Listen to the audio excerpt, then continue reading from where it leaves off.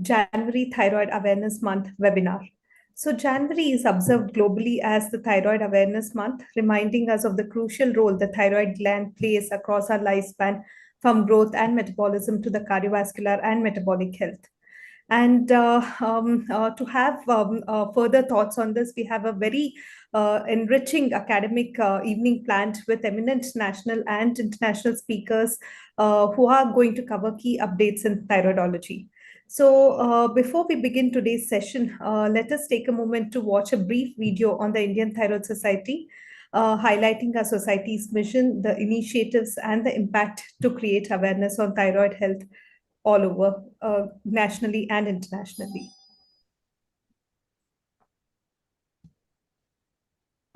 तस्य भासाय सर्वमिदं विभाति. To formally begin today's program, it is my honor to invite Dr. Pramila Kalra, Madam, who is the President-elect of the Indian Thyroid Society, to deliver the welcome address. So thanks, Kanvi, and thanks everyone for joining today as we come together to observe this Thyroid Awareness Month. We know that we are on the online platform, but I think in the present times, this is the best way by which all of us can have nice discussions and everybody can be a part of the discussions. So we have tried to make the program like that we have panel discussions, we have some talks as well. So we have also tried to cover different topics and different branches of thyroid, like meaning to say from the endocrinology to the endocrine surgery to nuclear medicine, so that we can have good discussion, we can share our knowledge, we can help the others to get more knowledge on thyroid disorders management, as well as decide about advocacy. So on behalf of the Indian Thyroid Society, I welcome all of you to this program, and I request Dr. Narendra Kotwal to give his presidential address, and then we will begin the proceedings for today. Thank you, Dr. Pramila. Dear colleagues and friends, it is both an honor and responsibility to address as President of Indian Thyroid Society on a very vital theme, that is thyroid awareness for doctors. Now, as already pointed, thyroid disorders is one of the commonest disorders in endocrine disorders. And as far as India is concerned, India caters to large and diverse thyroid disorders ranging from the iodine deficiency, autoimmune disorders, thyroid nodules, and so on. Despite that, sometimes thyroid disorders are under-recognized, underappreciated, or over-treated. So it is imperative on part of we clinicians to have this awareness when to investigate, how much to investigate, and how to treat thyroid disorders judicially. As was pointed out earlier also, thyroid disorders are great mimickers, be it hypothyroid disorders and hyperthyroid. So all of us should be aware of various mimickers of these thyroid disorders. And various vulnerable groups, be it pregnant ladies, children, neonates, adolescent, cardiac disorders. What are the thyroid issues? All these ought to be addressed. And especially with the increasing burden of thyroid nodular cancers, unnecessary anxiety investigations cannot be done. And it is imperative on part of all of us to have awareness and when to refer the patients and how to practice evidence-based care. Now, we are not only doctors, we are advocates, we are mentors, we are educators, and it becomes imperative on all part of us to debunk. Somebody has to switch off audio to debunk various myths about the thyroid disorders, which and various supplements and nutrients which are advocated. So we have to debunk such myths. As a responsible society, Indian Thyroid Society, we are trying to create awareness, education, create various guidelines and capacity building so that physicians, be it at a primary level or at a tertiary levels, are able to deal with various thyroid disorders with scientific vigor and compassion. Let us resolve today to think about thyroid when symptoms are subtle, investigate wisely, not excessively, and provide evidence-based care. I'm sure with such programs of thyroid awareness, with education and collaboration, we'll try to bring down thyroid disorders in our country. And I would like to thank everyone involved in dedication in patient thyroid care in India. and who are sharing our this mission of thyroid awareness. Thank you and Jai Hind. Thank you, Madam and Sir, for setting the tone for this very important academic initiative and also for your inspiring leadership. So, without much ado, will move on to the session one, that is the knowledge sprints, that is the year in thyroidology, a very rapid but a very comprehensive review of the very important developments in thyroid science over the last year. So, the session is chaired by Dr. Narendra Kotpal sir and will be moderated by an eminent panel of experts covering various domains. So each speaker will present a very concise, high yield updates so that we have a very fast paced and engaging discussion. So I now request our chairperson, Dr. Narendra Kotpal sir, to kindly preside over this session. And joining sir as moderators, we have Dr. Mohan T. Shenoy, Dr. Kumaravel sir, Dr. Muthu Kumaran sir, and Dr. Joy George sir as well. So each moderator will also be joined by domain experts covering basic science, clinical thyroidology, thyroid malignancy, and also the Indian context, the advances which have happened in the Indian context as well. So first, I request Dr. Mohan sir to introduce Dr. Bharti. Before that, sir, as we know, is a Dr. Mohan Shenoy sir's. Can we have the CV, please? CV slide. Yeah. So, Dr. Mohan Shenoy sir is a senior consultant endocrinologist at Gokulam, Shri Gokulam Healthcare Institutions. And sir is also the executive committee member of the Endocrine Society of India and also the Indian Thyroid Society. So, with that in the background, I request Dr. Mohan sir to introduce the speaker. Thank you very much, Dr. Ganvi. It's a pleasure to be here. So it's also my fortune to be part of the Indian Thyroid Society for Thyroid Awareness Month webinar. As you know, thyroid is a delicate small organ, but it is a very powerful organ and energy packed, and it produces thyroxine. And we all know this, but to defathom the mystery behind why these disorders occur further, we have got this program which is called Endocrine Sprints. So next CV slide, we'll just hear from Dr. Bharti Kolla. Can I have a CV slide of Dr. Bharti? Dr. Bharti, as known to me, he's an endocrinologist working in Visakhapatnam. So she's a consultant endocrinologist at KIMS Seemantha Madara at Visakhapatnam or Vizag, where we had the ITS con as well as the SECon also. And she's been affiliated to the hospitals there at KIMS hospital there. She was awarded the gold medal in DM exit exam from RGUHS, and she was also awarded the research grant by ESI. And she's quite knowledgeable. She has done good contributions in many research works. Over to you, Bharti. She will be focusing on the basic science aspect, and we'll hear from her what is the year in thyroidology, because last year's updates we'll hear from in the next few minutes. Over to you, Dr. Bharti. Thank you for your kind introduction, sir. Can you share your slides also? We'll stop screen sharing here. Yeah. I request technical team to please, help Dr. Bharti. Yes, over to you.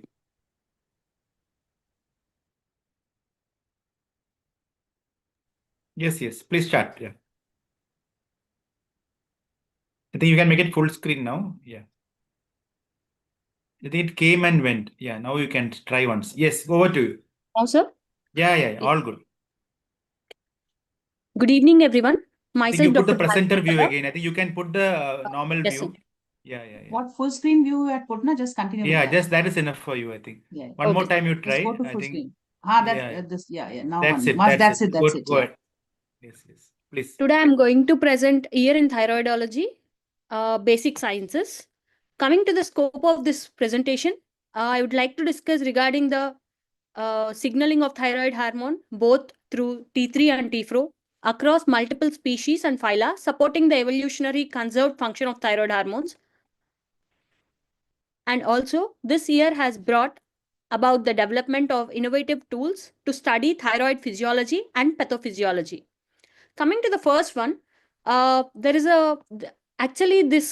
are around 3 to 4 updates with regards to basic sciences. The first one is thyroid hormone supplementation restores cognitive deficit, insulin signaling, and neuroinflammation in hippocampus of a sporadic Alzheimer's-like disease rat model. All the basic sciences are the preclinical studies.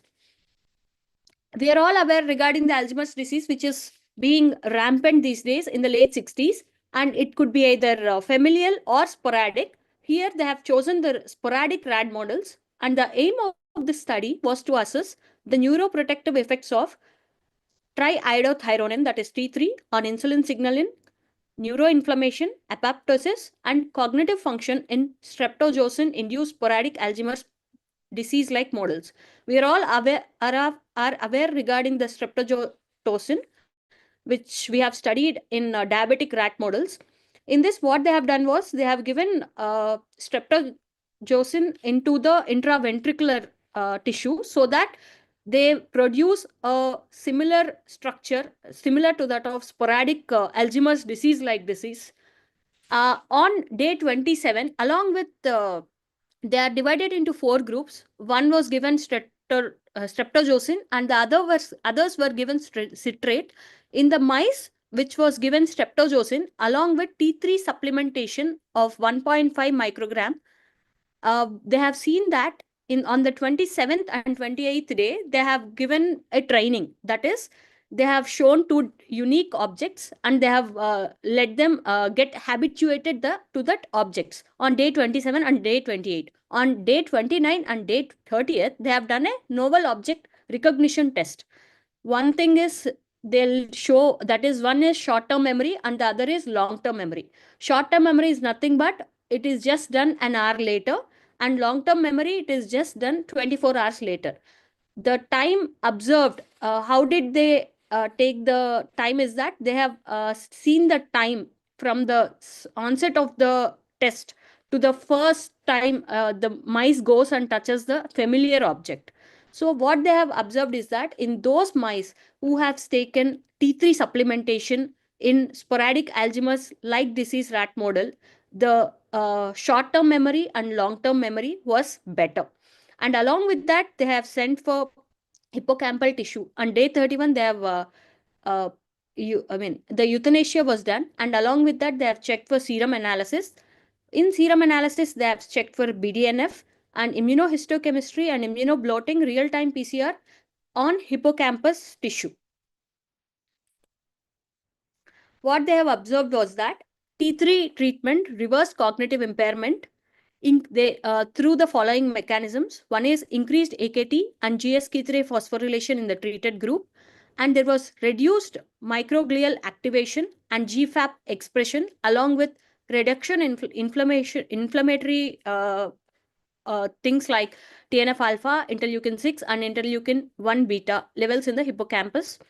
Along with that, T3 treatment also increased the levels of anti-apoptotic protein like BCL2 and reduced the expression of pro-apoptotic protein like BAX in the hippocampus. So T3 could be the clinical inference is that T3 could be probably used in Alzheimer's disease in the coming future. But it has been done only in the sporadic Alzheimer's disease.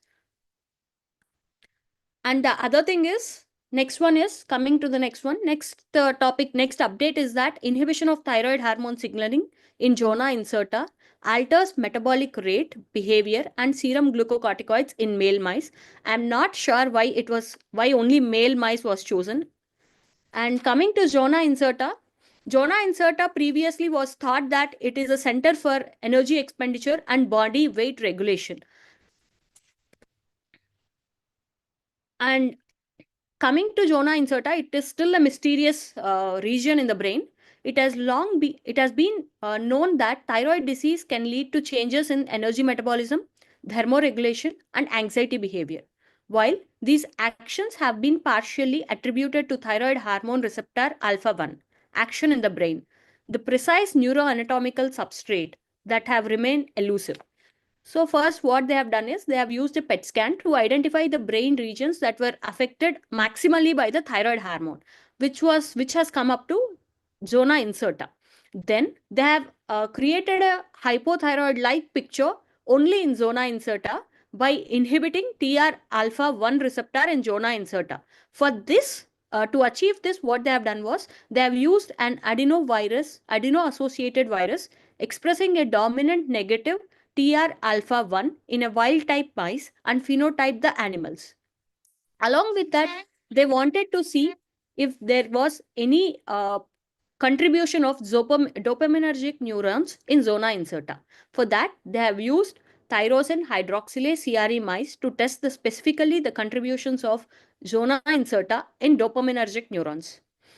Once it was inhibited, TR alpha 1 was inhibited, what was observed was that it led to increase in energy expenditure at thermoneutrality. Previously, it was thought that zona incerta was a center of thermoregulation, but it increased energy expenditure without any change in the body temperature. And along with that, they have increased circulating glucocorticoids, and a mild habituation problem was observed in the open field test. No effects were observed when TR alpha 1 signaling was selectively inhibited in the dopaminergic neurons. So, what could be the clinical interference with regards to this? This could be like the reason why variable weight loss occurs in patients who are having similar TSH and T4, and this concept supports the central thyroid hormone resistance and sensitivity and the use of T3 with regards to few people, even though on the highest doses of T4, even with that, TSH may not be normalized. This could be partially attributed to the thyroid hormone resistance in the brain. And along with that, a future development of central thyroid hormone analogs may be useful with regards to treatment of obesity and metabolic syndrome as well as stress-related diseases. And coming to the last but not the least, TR beta activation confers 82 to 81 cell differentiation and anti-fibrosis during the lung repair via KLF2 and CEBPA pathways. So what happens in idiopathic pulmonary fibrosis? First thing is, in idiopathic pulmonary fibrosis, at the level of T3, with regards to T3, there is reduction in the tissue T3 levels and also TR beta signaling, leading to decrease in KLF2 expression and also CEBPA. That leads to increase in TGF transforming growth factor like beta and also increased myofibroblast accumulation. So for this, they wanted to see if there is any improvement of sorbitrome leading to improvement in the lung repair. And for this, aberrant repair underlies the pathogenesis of pulmonary fibrosis, while effective strategies to convert fibrosis to normal regeneration are scarce. It was found that thyroid hormone is decreased in multiple models of lung injury, but is essential for lung regeneration. So they have given sorbitrome to the rat models, which were similar to that of idiopathic pulmonary fibrosis, and they have demonstrated that there was antifibrotic effects of thyroid hormone, mainly with regards to TR beta in the mice. And along with that, there was TR beta, whenever cellular TR beta activation has happened, there was enhanced alveolar type 2 cell differentiation into alveolar type 1 cell and constrains alveolar type 2 cell hyperplasia. Alveolar type 2 cells are nothing but stem or progenitor cells, whereas alveolar type 1 cells are required for the gaseous exchange. And molecularly, TR beta activation directly regulates the expression of KLF2, CEBPA, both of which further synergistically derive the differentiation program of alveolar type 1 cells and benefit the regeneration and antifibrosis. KLF2 is anti-inflammatory and antifibrotic, and it suppresses the TGF beta signaling. So when TRB activation had occurred, there was increased expression of KLF2 and down regulation of CEBPA, leading to regeneration as well as antifibrotic effects. Findings elucidate the modulation function of TR beta on KLF2 and CEBPA axis on alveolar type 2 cell fate and provide a potential treatment strategy to facilitate lung regeneration and antifibrosis. Thank you. Well placed, well done. think I learned something from this. I think the Lear and thyroidology is going to be more in future also. I think the more advances we are going to hear, I think in the next future also. I think we had discussion towards the end, I think. So I request you to wait for some time. Then we'll finish everything and we'll have time. So over to Dr. Ganvi. Thank you, sir. Thank you. Thank you, Dr. Mohan, sir, and Dr. Bharti for this very excellent presentation. So moving on, next we have Dr. Kumaravel, sir, moderating the next session. So sir is the Director, Consultant Endocrinologist at Alpha Hospital and Research Center, Madurai. Sir is also the Executive Committee member of the Indian Thyroid Society. And I request sir to introduce the next speaker, Dr. Ankita. Over to sir. Sir, you are muted, sir. Yeah. Yeah, am I audible? Thank you, Dr. Ganvi, and thank you, ITS members. I think next we will move on to a more interesting session from the basic science. We will move on to clinical science. And for us, clinical science, we have Dr. Ankita Anija, who is currently affiliated to Rajasthan Hospital, Jaipur. And she has various achievements. She has published original articles and multiple case reports in national journals, and she has authored a chapter for Foxy. And without taking much time, I will hand over this session to Ankita to take us forward towards the updates in clinical science. And over to Dr. Ankita. Thank you so much, sir.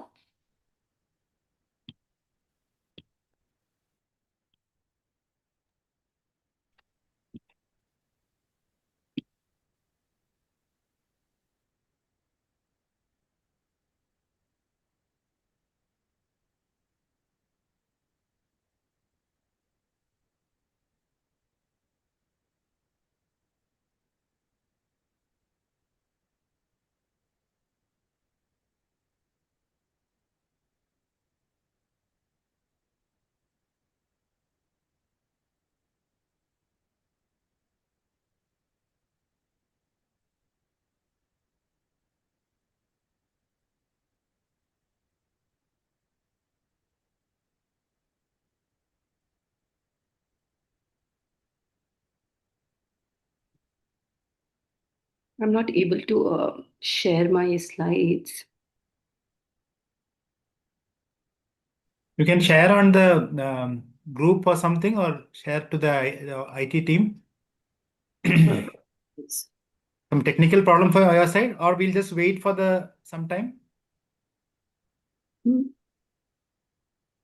Can you send it across to some of us? Anybody technical team? Sure, sir. Ganvi, can you just help her out? Yeah. Yes, sir. Dr. Ankita, can you share it to me? Yes, ma'am. Sure. We can wait for some time, I think. We have time.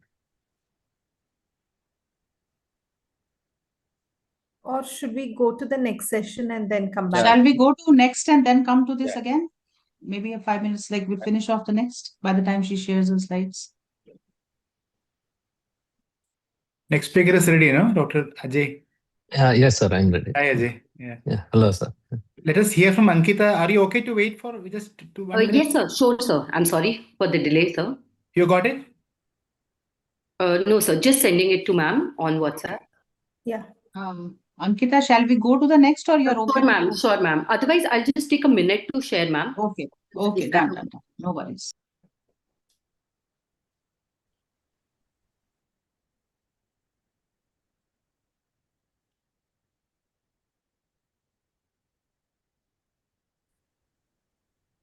If Bharti is here, can we just finish discussion of that, Bharti?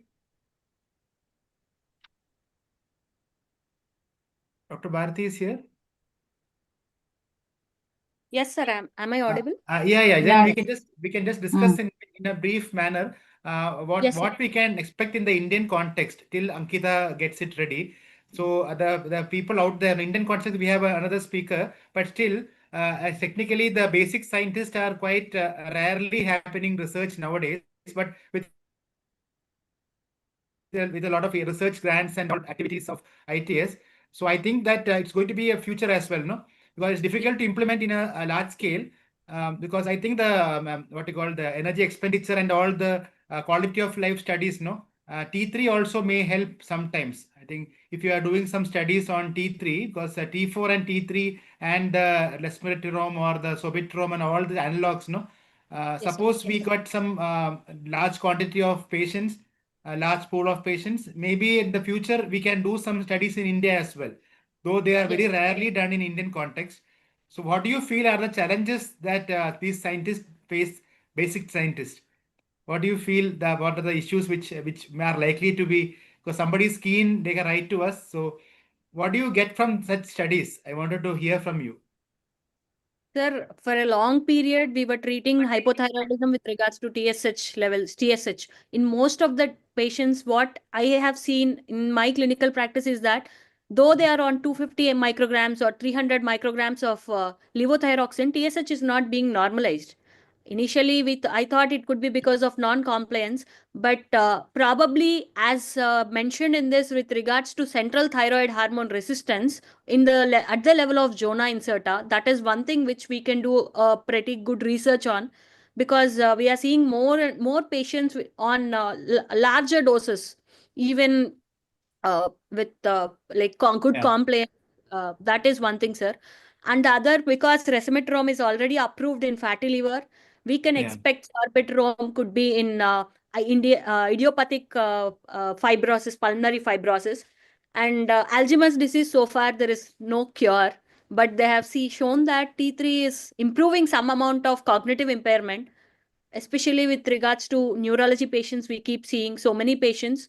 If it can be tried, T3 can be tried in them for improving cognition, maybe it could be a good one. There is a comment from our executive committee member, Dr. Ritesh Agarwal. Is there any role of T3 in such refractory hypothyroid patient? I think there is quality of life benefit. Some people who have got thermal hypothermia and all those things. But I think T4 will be enough. But as you told, the high doses and non-compliance and some people where we have to do some surgeries, those contexts maybe T3 can be given as a has got some evidence as well. And we have got the guidelines from Indian Thyroid Society also, T3 guidelines, very soon going to be released. That will be helping us in this regard. So as Dr. Ankita's slides are already ready, may I request Dr. Ganvi to please share the screen of that slide. Thank you, Dr. Bharati, for that. Yeah. Thank you, sir. Over to you, Dr. Ankita. Dr. Kumarvel sir also is here. Over to you, sir. So are you able to see the slides? Yes, ma'am. Thank you so much, ma'am. Good evening, respected seniors and my dear colleagues. Today, I'll be talking about the year in thyroidology clinical science. I'll be covering the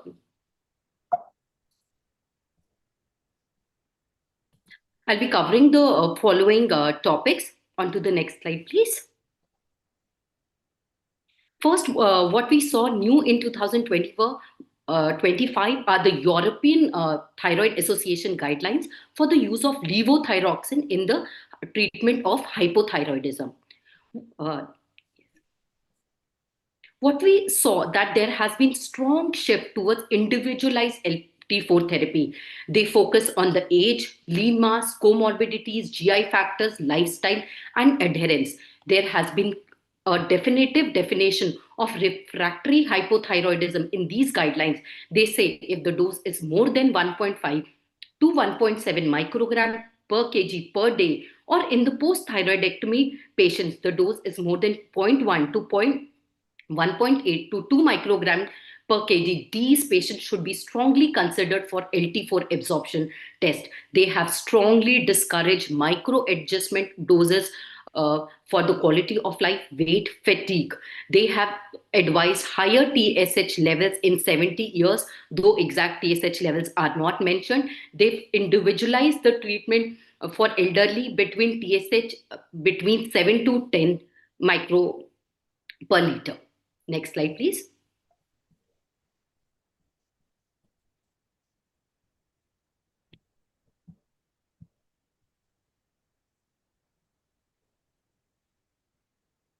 Yes. What important was mentioned in these new guidelines was the anticipatory LT4 increase during ovular ovarian stimulation. They say that females undergoing ovarian stimulation should be kept given a TSH target of less than 2.5, and there should be anticipatory increase in LT4 with each trimester, keeping in view the rise in the TBG.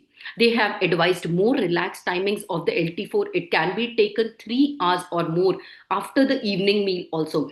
They have defined specific hours interference with the food. They have strongly advised that if the patient changes the brand or the formulation, TFT should be rechecked at 6 weeks. And they have strongly advised not to adjust T4 doses based on the TFTs done in the ICUs. Next slide, please. Yes, they have given different tables. What caught my attention was the tea and the milk, what most of our patients start day with. They've advised at least 1 hour gap. And something interesting that was mentioned was about the vitamin C. They said vitamin C should be considered in cases of refractory hypothyroidism in the doses of around 500 to a milligram to 1 gram, as vitamin C increases gastric juice acidity in patients with achlorhydria, those who have H. pylori. Based upon these, there have been even the pilot studies, which I'll be showing in the next study. Next slide. Yes, so they've shown benefit in these small pilot studies. However, we need larger studies to prove the role of vitamin C in patients of refractory hypothyroidism. Next study was published in the Thyroid Journal. They said sex differences in the risk for iatrogenic thyrotoxicosis among older patients. This was published done at Johns Hopkins University. It was a retrospective study done in 20,000 patients. They said that the LT4 dose per actual body weight is 1.1 microgram per kg in male patients, 1.2 microgram per kg in female patients. They said there was 54% higher risk of developing iatrogenic thyrotoxicosis in females when they were given actual body mass doses. So they had shown the hazard ratio. When the actual doses were used, there was 50% higher risk, even when the doses were adjusted for the comorbidities or the number of follow-ups. When the ideal weight was used, this risk decreased in women. And when the lean mass was used, there was no difference between males and females for the iatrogenic thyrotoxicosis. So this study again focuses on the use of lean mass for the calculation of the doses for hypothyroidism patients. However, it seems difficult currently because we do not have standard methods to find out the lean mass in every patient in our OPD. Next study, please. Next slide. Yes, this was published in our Indian Thyroid Society journal. Someone was asking also about it. It was role of triiodylthyronine in hypothyroidism. It was a consensus statement. So they recommend the role of levoiodothyronine in case of refractory hypothyroidism. A trial can be given of combination. Then they also say in pre-op management, only in case of emergency surgeries, it can be used. The ratio of T3 and T4 should be 13:1 and 20:1. It can also be used in case of myxedema, we know that in our country, IV LT3 is not easily available. Then it can be also used in the preparation for radioiodine ablation when we have patients where we do thyroid hormone withdrawal for our thyroid cancer patients. However, we need to know the contraindications, which is pregnancy or patients planning pregnancy or those with the cardiac arrhythmias. So next was interesting study published in JCM, effect of low dose methotrexate with methimazole in patients with Graves' disease. This was a RCT. All of us know that in Graves' disease, we do not have any drug which targets the pathophysiology of the drug, the pathophysiology of the disease. The inspiration of this study comes from the use of methotrexate in rheumatoid arthritis. Next slide, please. So they had two groups, 1:1, newly diagnosed 150 hyperthyroidism patient. In the first group, they gave methotrexate plus methimazole. Methotrexate was given in the dose of 7.5 mg per week for 2 weeks, which was increased to 10 mg per week till the end of the study. The second group received only methimazole. They found out that discontinuation rates were highest in methotrexate with methimazole than the methimazole group alone, and they did not find any adverse effect. The two groups were similar in terms of TRAB levels, free T3 levels, or the free T4 levels. And they also found a statistically significant difference between the TRABs in the methotrexate with methimazole group starting at 9 months to 18 months. So they concluded that supplemental methotrexate with methimazole resulted in a higher discontinuation rate and improvement in the decreased TRAB levels. Coming to the next study. So all of us know that teprotumumab has been approved as the first-line drug for the thyroid disease in patients, those who have diplopia or proptosis. But the studies, the OPTIC trial was done in the European patients and the Americans. And as such, we know as Asians, our orbits differ, being smaller in size, where we have less proptosis, but more chances of dysthyroid optic neuropathy because of the smaller size of orbit. So this is the first trial done in the Asian patients. It was called the OPTIC J trial, done in Japanese patients. So they concluded that teprotumumab significantly improved proptosis compared with placebo in Japanese patients with active thyroid eye disease, and no study drug-related side adverse effects were observed. So it's safe to use it in our Asian patients also. Next slide. This study has endocrinologists from India. This was tirzepatide and cancer risk in individuals with and without diabetes. Tirzepatide is currently the most hot drug used, I would say. This was a systemic review and meta-analysis. So they included 13 RCTs with 13,761 participants, tirzepatide in the intervention arm, and either a placebo or active comparator in the control group. The two groups had comparable cancer risk in patients with and without diabetes. The risks were also similar in the tirzepatide versus placebo, insulin, and glucagon, like GLP-1 receptor agonist. Even with the increasing doses, they found increase in the serum calcitonin. However, there was no cases reported of PTC.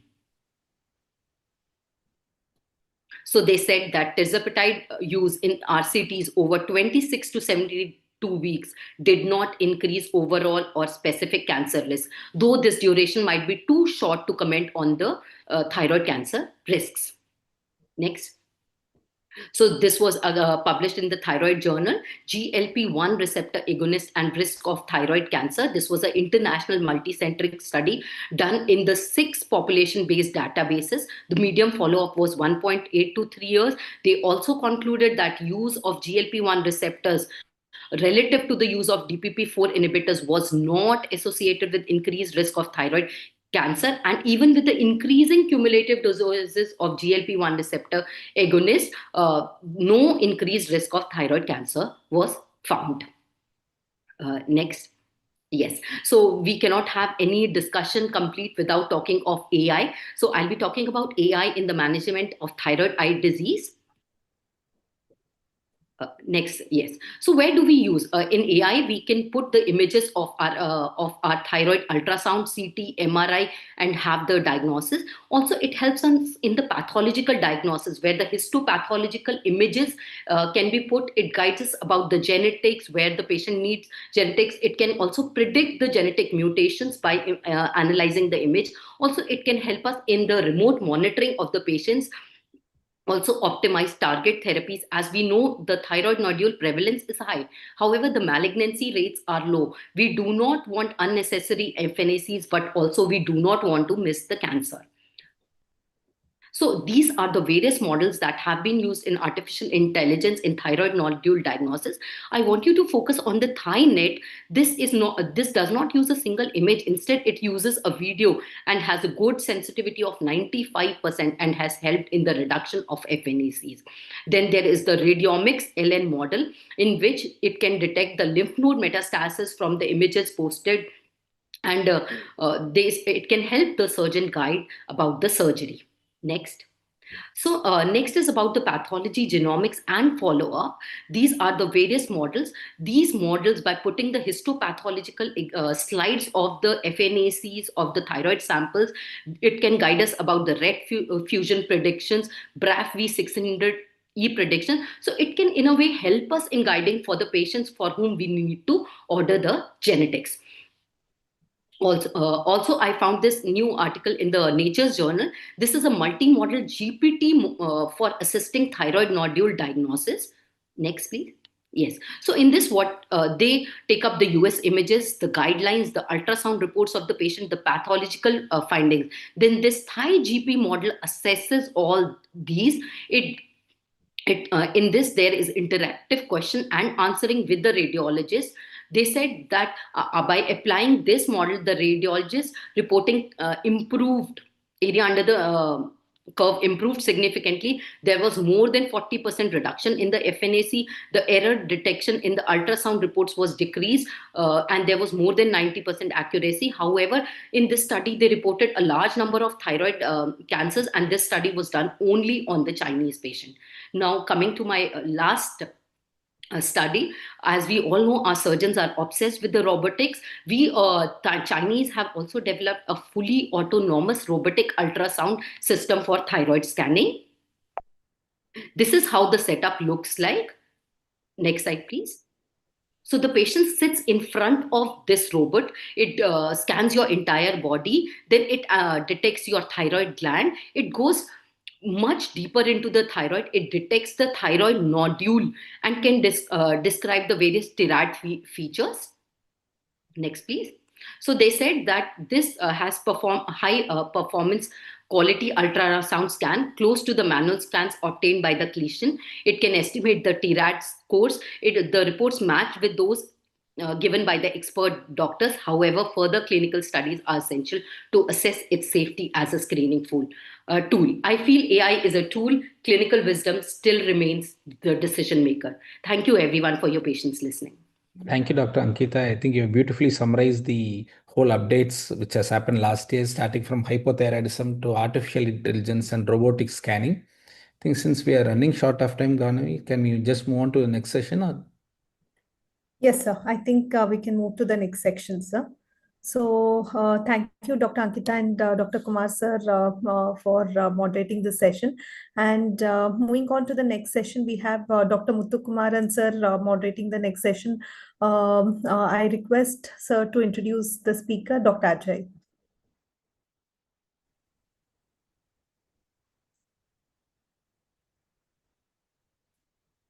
So you're muted, sir. You're muted. Muthu sir is the secretary of the next ITS Con as well as secretary of the next ESI conference. So 2 in 1. Thanks, Mohan. Thank you. Good evening, everybody. It's a pleasure to be here, part of ITS evening webinar. It's my pleasure to invite our next speaker, Dr. Ajay Hanumantu, who is a practicing endocrinologist in Mysore. He's a DM graduate and he practices as an associate professor in the Department of Endocrinology in Mysore, and he also has his own private practice. Dr. Ajay, it's all yours. Thank you for the kind introduction. At the outset, I would like to thank the organizers for giving me an opportunity to speak on this topic today. I'll be sharing my slides. Please let me know if the slides are visible and moving.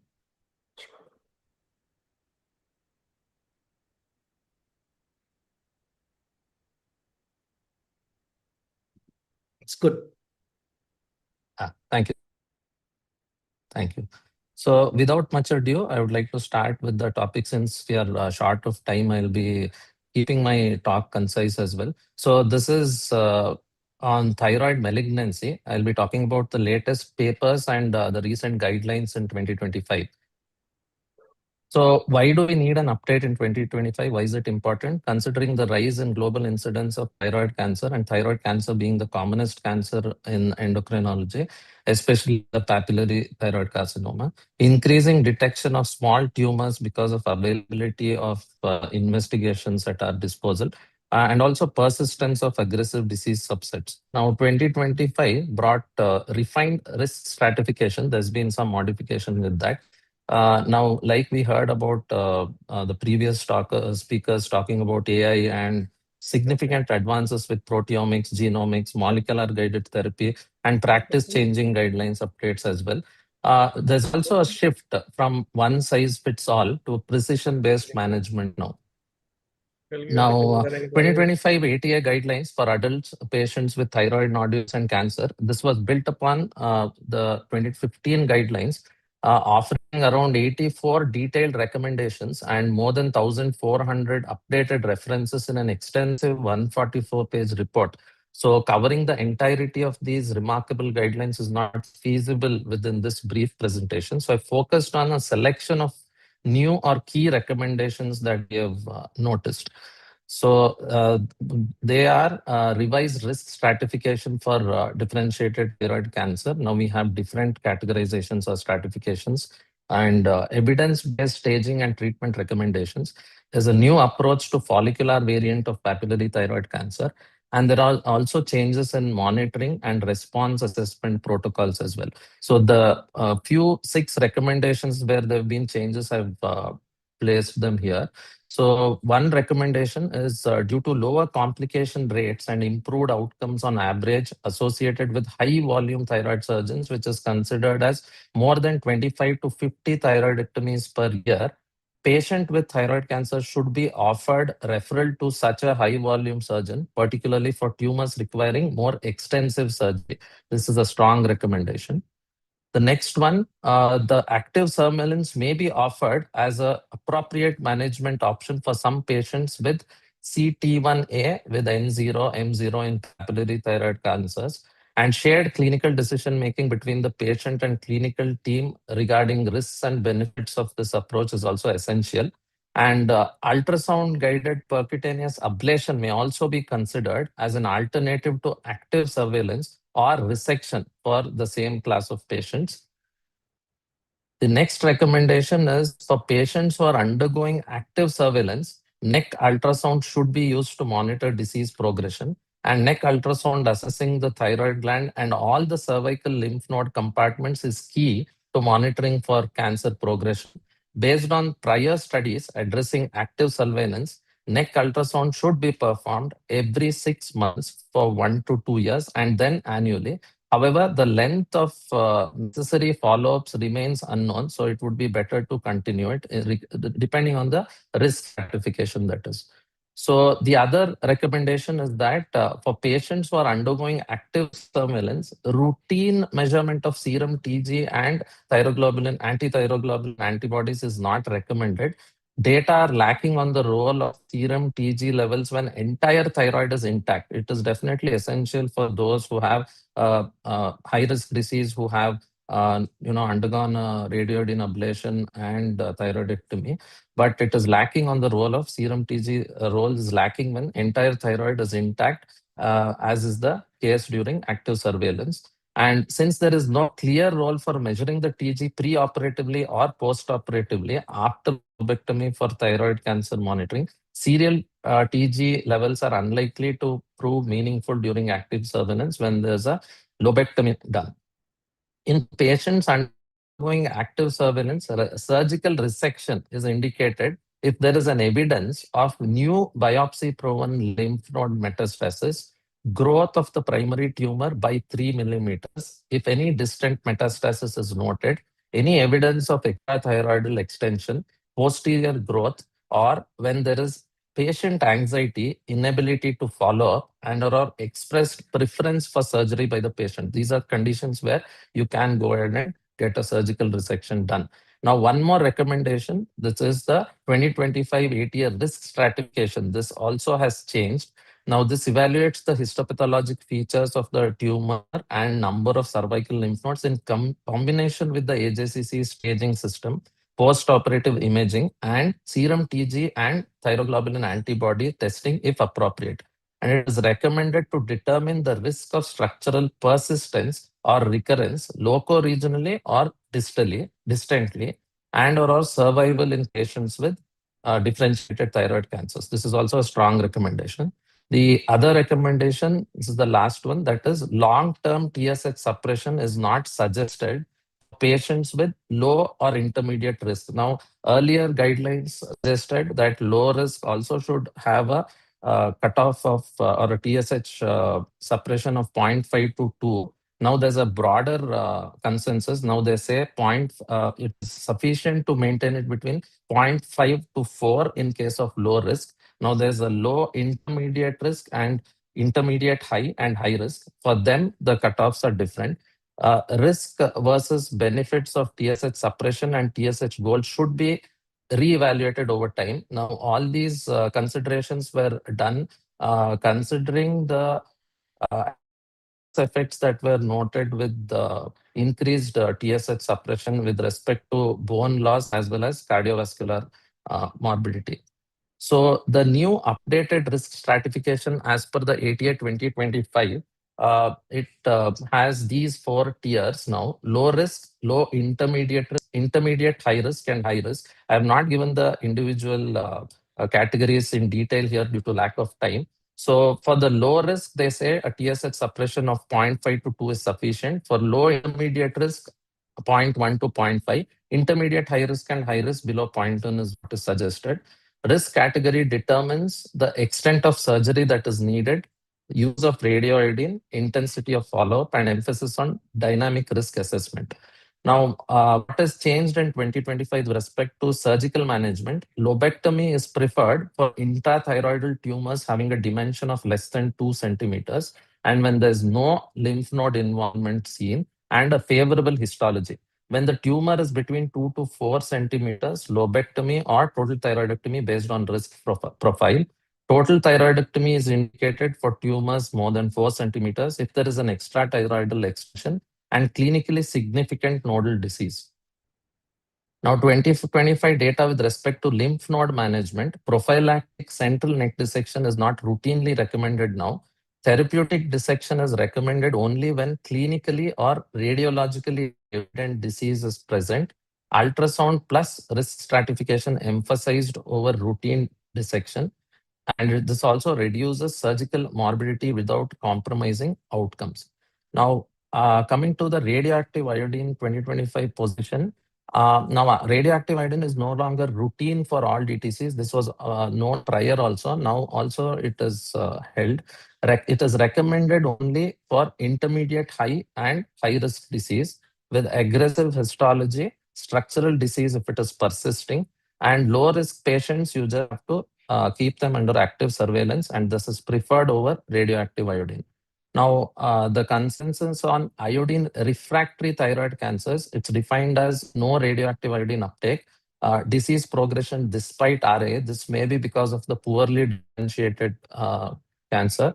So the 2025, they focus on early identification, molecular profiling to assess the type of the cancer, and targeted systemic therapy, probably a tyrosine kinase inhibitor in such cases.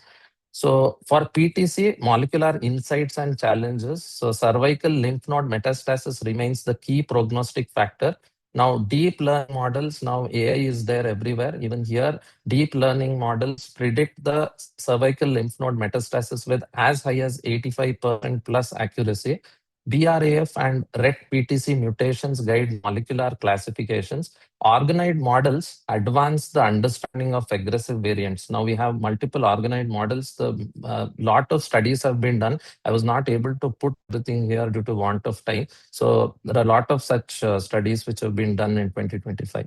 So poorly differentiated thyroid cancers didn't have a specific staging. Now new TNM staging system, it includes this as well. So there was a multi-center study which demonstrated improved prognostic accuracy with this. New staging is superior to the 8th edition of the TNM, and this better predicts the cancer-specific survival outcomes. It accounts for heterogeneity of poorly differentiated tumors as well. Now, there were some genomic discoveries also in 2025 with respect to anaplastic or atypical thyroid cancers, anaplastic thyroid cancers. So the GATCI cohort identified these novel drivers. Recurrent USHTA and LRP1 mutations were identified. BRAF V600E mutations in subset of ATCs, and functional studies revealing therapeutic targets as well. Now, AI again, this was already spoken about by the previous speaker. So AI-assisted FNAC interpretation is also available now. So improved accuracy, reduced inter-observer variability, and it's a promising tool when you have high volume patients. So follow-up strategy in 2025, it's again based on initial risk and response to therapy. For low-risk patients, they again recommend minimal imaging. It's only for the high-risk patients, and then intensive biochemical monitoring with respect to TG, anti-TG, and probably a calcitonin in MTC, and imaging surveillance as well. So what are the clinical practice implications? We are moving towards conservative surgery when appropriate, and molecular testing will guide therapy now. Avoid over-treatment in low-risk diseases because of adverse effects of suppression of TSH, if not required. Early targeted therapy in aggressive diseases. So what are the future directions that we have or research priorities? Understanding the drug resistance mechanisms in anaplastic thyroid cancers, developing novel immunotherapy strategies, expanding the organoid and AI model application, long-term outcome studies, and precision medicine. Take-home messages: 2025 evidence supports precision medicine. Risk-based management is central. Targeted therapies will improve outcome. AI is likely to transform the diagnostics. These are my references. Thank you. Thank you, Dr. Ajay. Wonderful presentation, very lucid, very informative. Thank you very much. Before we move on to the next session, I think there is one more question from Dr. Ritesh. Just a quick question. In low-risk DTC, if Yes. micrometastases are present in lymph node level 6, which we commonly find, will it change our risk stratification?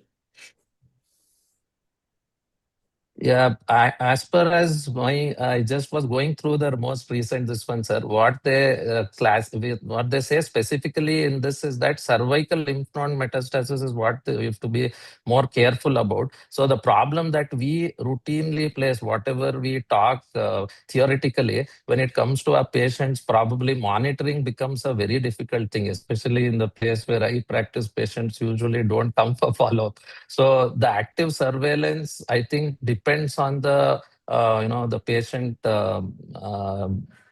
patients per se. So I prefer to if there is any doubt, I probably would recommend surgery. I think we have to be really cautious when we talk about cancer surveillance, comparing Western guidelines where Europe is completely different, America is different, and then you have this Korean data which comes about ultrasounding patients every 3 months. So these are really, really difficult to practice in our country with the nature of evaluation and the follow-ups. But with that caution, we'll just move on to the next talk due to time, and we'll come back to it later on. Thank you so much. Thank you. Dr. Gyanavi, it's yours. Thank you, Dr. Ajay and Dr. Muthukumaran, sir, for this wonderful session. So moving on to the next session, I request Dr. Joy George, sir, who is the consultant endocrinologist and director at EndoDiab Group of Institutions. Sir is also the executive committee member of the Endocrine Society of India. So I request sir to introduce the next speaker, Dr. Manoranjan. Thank you, Ganvi. Let me straight away go for the introduction. So when you talk about year in thyroidology, you always need to talk about the Indian context and what has happened in the Indian data in the last 1 year. And we have Dr. Manoranjan Tripathi there. Can I have, yeah, he is a consultant endocrinologist at SUM Ultimate Medicare. He is a DM endocrinologist and has been a speaker in multiple national forums. And let me invite him to talk about the Indian data of the last year's thyroidology. Please, Dr. Manoranjan. Thank you, sir. Good evening, everyone. Sir, give me 1 minute to share my slides.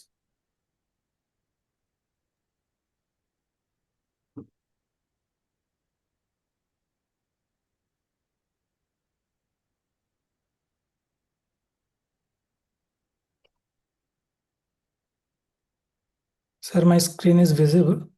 Yeah, you can make it slideshow mode. Okay, thank you, sir. Yeah, fine.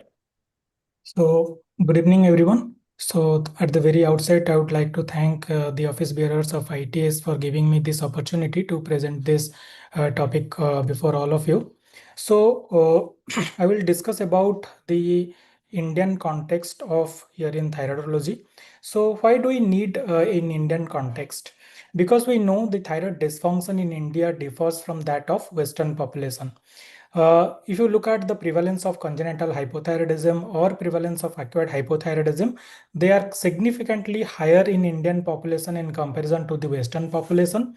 Similarly, when you look at the conversion rate of subclinical hypothyroidism to overt hypothyroidism, the rate of conversion is significantly higher in Indian patients in comparison to the Western population. The thyroid associated orbitopathy and eye disease are less common in Indians in comparison to the Western. The prevalence of hypothyroidism in pregnancy is also higher in Indians. So we Indians differ from that of the Western population, and the spectrum of thyroid disorders are also different in Indians in comparison to the Western population. A similar a study have also been published very recently in the December 2025, where authors have shown that Graves' disease in India is different from that of Graves' disease of Caucasians. The Indians, they develop Graves' disease at a lower age. The male to female ratio is more. The diagnosis is often delayed in Indians, and we have lower prevalence of Graves' orbitopathy. We have more number of inactive Graves' orbitopathy cases, and low dose carbimazole is more effective in Indians. So all this make Indians a unique scenario where we should have our own data regarding different investigations and treatment of this common endocrine problem, the thyroid dysfunctions. To help us in this regard, now we have different investigations and treatment modalities which have been published in this year. In this publication, the authors have shown that the normal thyroid hormone levels in Indian adults, where they have taken close to 6,000 individuals, and they have given us the cutoff of TSH, free T4 and free T3 levels of different age groups, and both in men and women. So we need more number of such type of data so that we'll have the thyroid profile of our Indian patients of different regions, so that we can use that during identifying those who have thyroid dysfunction, and those who during the dose titration we can use these cutoffs. Now another study have shown this study is from Odisha, where the trimester specific TSH and T3 T4 levels of pregnant women have been demonstrated, and we have similar studies from different parts of our country, so we can compile all these studies and we can make our own data in Indian patients from different regions, and we can use these TSH reference range for diagnosis and management of thyroid dysfunctions in Indian patients, rather than referring to the Western TSH cutoff that we come across in our ATA guidelines. Now this is the cord blood test of to diagnose congenital hypothyroidism in 10 newborns, and this was a small study including 625 newborn individuals, and it was found that more than 20 is the cutoff to say that the screen is positive for congenital hypothyroidism. Again, we need the nationwide data for this cord blood TSH, so that we will have our own data to when to diagnose and to say the screen is positive, and we can go for definitive treatment or definitive investigations. Now, when we look at the ectopic thyroid tissue, this is a case series of 21 patients where the ectopic thyroid was found, and they when the authors evaluated them, most of these individuals had either overt or subclinical hypothyroidism. A few patients had hyperthyroidism, and they were also euthyroid. And the interesting fact is most of these individuals, they responded to medical management. The size decreased with medical management. Even in euthyroid individuals, the suppressive LT4 therapy was helpful. So the surgical management was needed only in those group of patients who had severe obstructive symptoms. Otherwise, medical management is adequate in this group of patients. Another pediatric thyroid study have shown that different spectrum of pediatric thyroid disorders. In this article, where they have included more than 600 pediatric patients with different thyroid dysfunctions, they found that most of these children had acquired thyroid disorders, out of which autoimmune hypothyroidism was most common type. Congenital thyroid dysfunction was found in 30% of the pediatric patients, and the dysgenesis was more common than dyshormonogenesis. This is a study where the authors have demonstrated that low-dose carbimazole is equally effective in comparison to the high-dose carbimazole in patients with Graves' disease. In this trial, they divided patients into two groups. One group received 20 milligram of carbimazole and the other group received 40 milligram of carbimazole. And at the end of 4 to 6 weeks, equal number of individuals in both the groups achieved euthyroidism.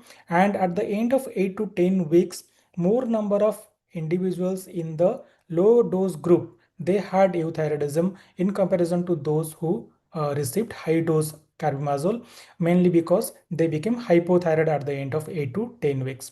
So in India, where follow-up is a bit problem with our patients, so we can use from the very beginning the low dose of carbimazole, so that they will have euthyroidism both at 4 to 6 weeks, and if they miss their follow-up by a few weeks, they will not become hypothyroid.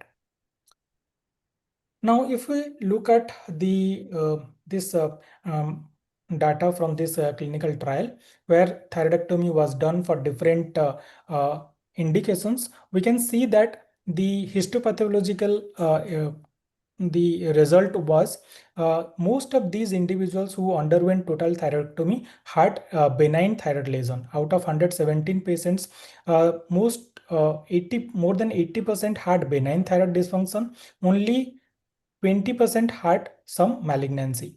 So even some patients with chronic lymphocytic thyroiditis, they also underwent total thyroidectomy. So it's our job to emphasize and to sensitize our our colleagues, so that the benign lesions who actually do not require any total thyroidectomy, those surgeries can be avoided. This article has already been discussed, the tirzepatide and cancer risk. In this systematic review and meta-analysis, the authors have demonstrated, although tirzepatide 10 mg and 15 mg is associated with increased levels of serum calcitonin level, the actual risk of medullary thyroid carcinoma or papillary thyroid carcinoma were not increased.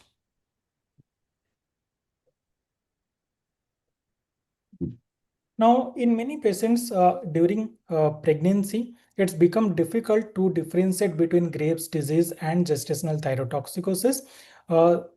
We usually use different clinical symptoms, examination or clinical profile of the patient along with TSS receptor antibodies to differentiate between these two conditions. This study have demonstrated we can use an additional method, that is the peak systolic velocity of inferior thyroid artery, to differentiate between these two conditions with a sensitivity and specificity which is close to 90%. So this is a this is a test which is easily available in most of our Indian setups, and it can be used very effectively to differentiate between these two conditions which often mimic each other during the first trimester of pregnancy. Now we have two guidelines in the recent year which are published in the Indian Thyroid Society journal, and this is the T3 role of T3 in the hypothyroidism. I will just briefly touch upon this the consensus statements. The first statement is, although there are no recent guidelines or evidence which demonstrate that the combination of T3, T4 is actually beneficial or superior to that of T4 alone. Most of the patients, they prefer the combined therapy over the levothyroxine therapy alone. So the consensus statement is we can give a trial of combined T3, T4 therapy to those patients who are already on long-term levothyroxine treatment, still has some ongoing symptoms of hypothyroidism, and we have to rule out different comorbidities before giving this combination therapy like cardiac arrhythmia or severe osteoporosis. And the second consensus statement is regarding the role of T3 in the emergency surgery, and it says that we can give T3 to these patients who are planned for emergency surgery and have uncontrolled hypothyroidism. The T4 T3 combination therapy can be used at a dose of 13:1 to 20:1. So if we are planning a levothyroxine dose of 100 microgram, we can give T3 dose of 5 to 7.5 microgram. We have to give this T3 in 2 divided doses and levothyroxine in once daily preparation. Now, the next indication of T3 is in the patients with mixed coma, where you can give a loading dose of 5 to 20 microgram, followed by a maintenance dose of 2.5 to 10 microgram every 8 hours till the patient shows signs of recovery. The addition of T3 actually improves the mortality rate, but we have to remember that daily dose should not exceed 75 microgram per day because that is associated with fatal outcomes. The next statement is regarding the role of T3 in patients with who are planned for radioiodine scan, and where we are supposed to withdraw the thyroid hormone supplement, and we know that we have to stop levothyroxine at least 2 to 4 weeks prior to the check scan or radioiodine ablation. In this group of patients, we can use T3, but we should remember that again the T3 has to be withdrawn at least 10 days prior to initiating the radioiodine ablation. During use of T3, we have to monitor some parameters like TSH, T3, T4 levels, and we have to also look at the T3, T4 ratio. The T4 to T3 ratio should remain in the normal range of 2.2 to 4, so that we have to titrate. So in this manner, we can titrate the dose of T3. So there are some contraindications, some absolute and some relative contraindications. Pregnant women and those who are planning for pregnancy and those who have cardiac arrhythmia, they are absolute contraindications for T3 therapy. And those who have congestive cardiac failure or acute myocardial ischemia, severe osteoporosis, or those who are elderly, these are relative contraindications for use of T3. Now, the next guideline is regarding the management of hyperthyroidism in adults in India.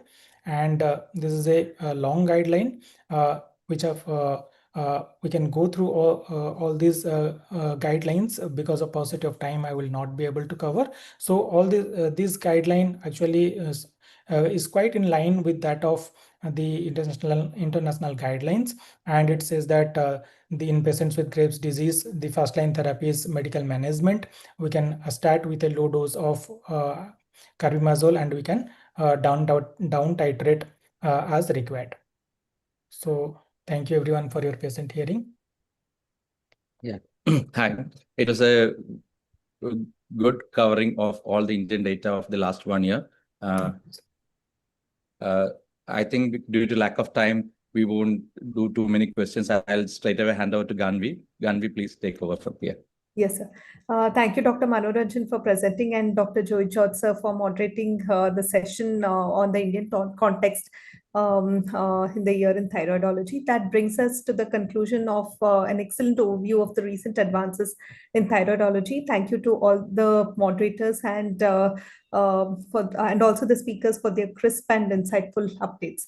So moving on to the next session, that is focusing on a topic of very immense clinical relevance, that is the management options for hyperthyroidism. And the session will be moderated by Dr. Saptarshi Bhattacharya, sir, with an illustrious panel of national leaders in endocrinology. So can we have sir's CV slide, please? So, Sir is the senior consultant endocrinologist at Indraprastha Apollo Hospitals, Delhi, and Sir is also at Apollo Hospitals, Noida. Sir is the ex-secretary of SAFIS and also the executive committee member of the Endocrine Society of India and the Indian Thyroid Society, and also the honorary secretary of the Endocrine Society of Delhi. So, with that, I request Sir to introduce the panelists for today's discussion. Over to Sir. Thank you, Dr. Ganvi. I think we just had a very, very meaningful and insightful discussion about the new advances, including those from our country. We move on to a very, very important topic, and we have a list of amazing speakers who are going over the next 20-25 minutes or so, or who will make it clear to us that what can be the possible nuances of treating hyperthyroidism and how you can actually manage it. May we have the introductory slides for the panelists? So Dr. Sarita Bajaj, she needs no introduction. She is the former director, professor, and head of Department of Medicine, MLN Medical College, Prayagraj. So multiple achievements. It's going to take a long time to read all of them out. Welcome, ma'am. Then we have Dr. Shashank Joshi, again another person who hardly requires any introduction. He is a senior consultant at Leelavati Hospitals and Sri H.N. Reliance Foundation Hospital, and also at Joshi Clinic. He was a past president of ITS. So multiple achievements. We all know him. So a very, very illustrious endocrinologist. Welcome, Dr. Joshi. Dr. P.K. Jabbar, I think he could not join the panel today. So can we have the next slide, please? Dr. Miniji Pillai, again, she is a consultant endocrinologist at Lakshmi Hospital in Nakulam. She is also the treasurer of Indian Thyroid Society, multiple academic achievements, and a regular speaker in endocrine forums. Welcome, ma'am.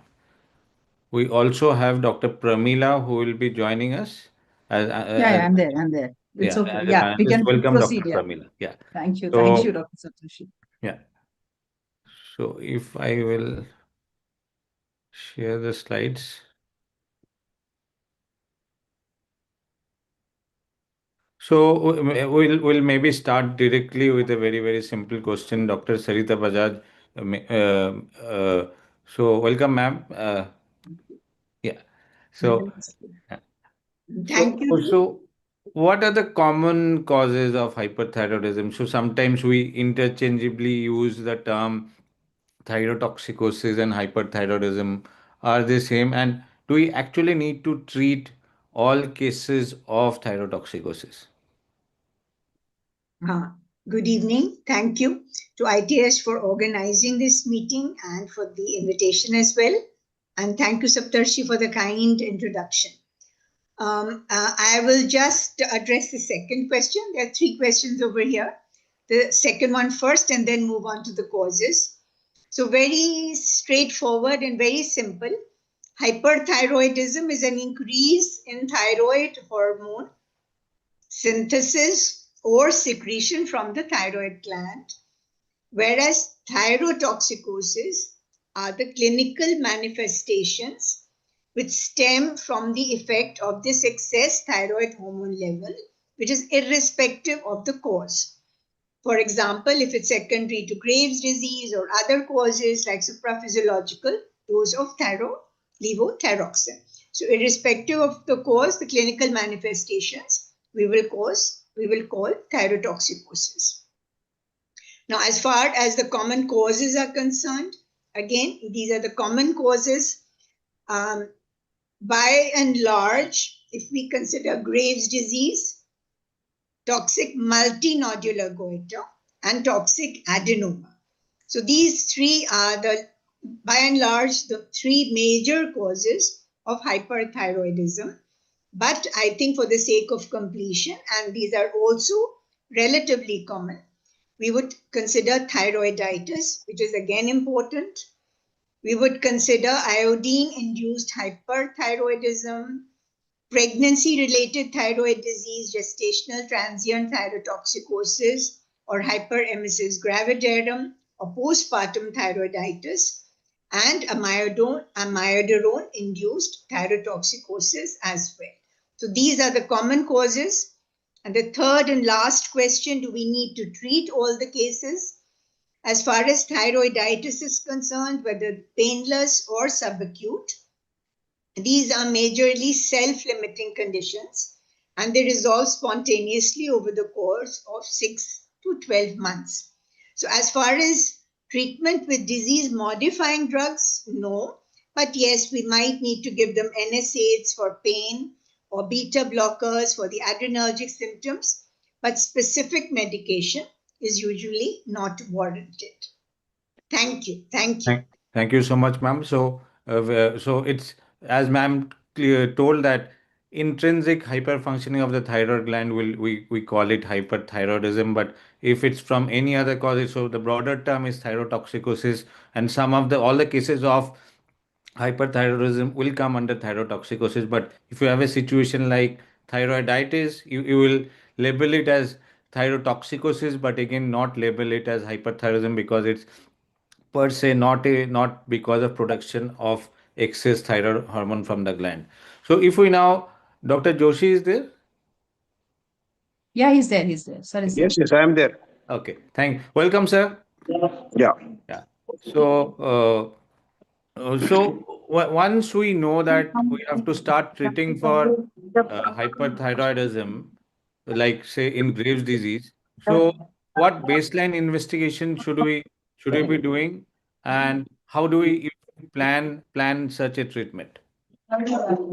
So I think thank you, Saptarshi, and the entire team, Dr. Pramila, Dr. Ganvi, for this awareness webinar. I think the baseline investigations for hyperthyroidism are very simple. CBC, free T3, free T4, TSH, and a TSH receptor antibody if the patient can afford and it is accessible. And if feasible and possible, and if it's a non-pregnant situation, ideally we like to do a nuclear thyroid scan or a scintigraphic scan, and or we can do a proper sonography or a Doppler. These are the basic baselines because fundamentally the blood count is for the WBC count mainly. The thyroid is to understand the status of thyrotoxicosis, and the receptor antibody is quite diagnostic actually. The nuclear scan will tell us whether it's low uptake or high uptake, but usually it's a clinical diagnosis in presence of orbitopathy, etc. And how do you treat it? There are two groups of treatments. One is, of course, symptomatic treatment, which is with beta blockade. In absence of asthma or COPD, we can give beta blockers. In presence of beta blockers, then we can give diltiazem-like medications, and that's something which we can recognize and give. Uh, Beyond that, we start with antithyroid drugs, and with antithyroid drugs, we usually, in exception of first trimester of pregnancy where PTU use 50 or 100 milligrams 3 times a day, by and large, the starting dose is either methimazole or carbimazole. We usually start with 15 to 30 milligrams, going up to 45 milligrams per day, and that is the standard of care. So that is the one option of medications, and once you achieve euthyroid state. But remember that there are also other options based on the cause and the treatment. For example, if there's a toxic nodule, there could be an option of radioactive iodine as an option, the surgery as an option. So, hyperthyroidism is not as simple to treat, but what I have done is a very succinct summary of an approach of blood test and approach of antithyroid medications. Thank you so much, sir. Very, very practical points that you need to do some basic investigations to confirm the diagnosis, some baseline investigations to start with, and use the standard dose will be usually methimazole or carbimazole starting at somewhere between 15 to 30 mg. Now, if we may ask Dr. Pramila Kalra, so once you start, so how do you follow up these patients on antithyroid medication? Do you need to do regular set of investigations, and what's the usual duration of therapy we are looking at once we have started treatment? Yeah, so as Dr. Shashank Joshi already pointed out that most of the times we go ahead with starting with the antithyroid medications, and we start with either methimazole or carbimazole, and then we have to follow up. Now the question comes that when do we follow up first, or when do we start the follow up? So now previously we know that it was recommended that we follow up at 4 to 6 weeks at the first follow-up, but now if we see the new guidelines, they are recommending that we can follow up at 2 to 4 weeks. So we can follow up even in 15 days. But we know that TSH will not show a fall or a change in 15 days. So we can't expect TSH to normalize. We have to wait for 3 months for the TSH to normalize. So we know we follow up the T4 and T3 values. Though they say free T4, free T3, but we know in our country, getting a free T4, free T3 assay correctly may be difficult. So we follow up with T4 and T3. We don't see the TSH change in 15 days or 3 weeks. We don't expect that because that takes time. The feedback mechanism takes a minimum of 6 weeks to 3 months. So we should give time. We go with the value of the T4, T3 or the free T4, T3. And we see that if it is normalizing or coming down. Now, it is also important that the follow-up is just not for the thyroid levels, the follow-up also for to see any side effects. Most of the times we will see that some of these patients may come with the adverse effects, which obviously is the next question also. So they will come with some milder side effects like itching or some amount of nausea or a little bit of a metallic taste, which are common. But the itching and all may happen like 10 to 12% also, maybe to a milder degree. So those are the patients where we can give symptomatic treatment and follow up, and many of them resolve. But there may be patients who may not resolve, where we might have to stop the antithyroid drugs and maybe give a re-challenge. And then if it again happens, might go for another form of therapy. But the second thing is, we also have to follow up for the other serious side effects like agranulocytosis. We know that we can have the problem of the neutropenia. We also can have problems with the liver toxicity. And we know that these side effects happen more in the initial 3 to 6 months of therapy. So that's why all the patients who are started on antithyroid drugs, we have to give it in writing that if they have fever for more than 2 days, loose motions, they have loose stools, or they have any mouth ulcers, or they have any sore throat, they should immediately report with a blood count and stop the medications till they see the doctor. This is important because these can be the manifestations of agranulocytopenia. So we tell these patients to come and follow up, and this is given in writing and explained many times, because we know that though it is rare, being 0.5%, but can still happen, and we all of us have seen cases with that. The second thing is the liver side effect. We know that methimazole causes more of cholestasis in the liver, and we know that it is more dose related also. And once the dose comes down, the things come down. But that is another thing which we need to see for on the follow-up. In case you suspect, you will repeat. The guidelines are not to do the liver function at every visit, but we have to see if you are suspecting anything. And then once we have followed up the patient at 2 to 4 weeks and adjusted the dose, then we might follow at 4 to 6 weeks till we see a normalization of the thyroid function test. And once we see the normalization, we can follow up the patient more infrequently, like 2 months or so. And then later on, once after about a year, the patient has stabilized, we can follow in 3 months also. So this is how we follow up these patients. And also now we know that we have even the long-term antithyroid drug options, which we give to our patients, where we use a low dose of antithyroid drugs. So those patients definitely we need, we may later follow once in 6 months also, those who are on very low dose of antithyroid drugs and may be difficult for the patient to come and has been stable on the dose for a longer period. Those patients can have an infrequent follow-up later. But the first follow-up has to be definitely 2 to 4 weeks, and then maybe 4 to 6, till we achieve the normalization of the thyroid function test, and for the side effects as well.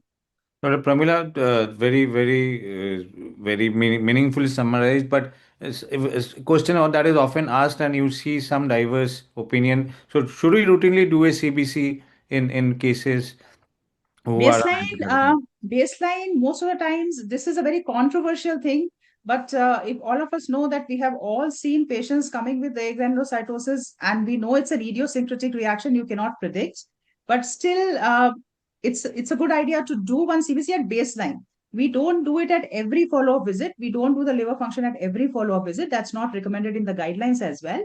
That is only to be done if patient has any of the manifestations, though it's not very clear cut that you have to do for everybody. But in our types of setup, where patients may have infrequent follow-up and may not report, maybe it's a very good idea, because it's not a costly investigation. Doing a baseline CBC and SGPT-OT may be a good idea, or just a baseline test and then follow up. But the guidelines don't recommend repeat on follow up, or neither we do. until unless indicated for a patient who is showing some side effects. So Yeah, definitely at follow-up, no. and also if you Baseline, we have the factor major in. side effects like liver failure or granulocytosis, Yeah. you're not going to give a re-challenge with a second agent. If it's a minor Definitely side never. effect, Yeah. then we can consider Yes. another option.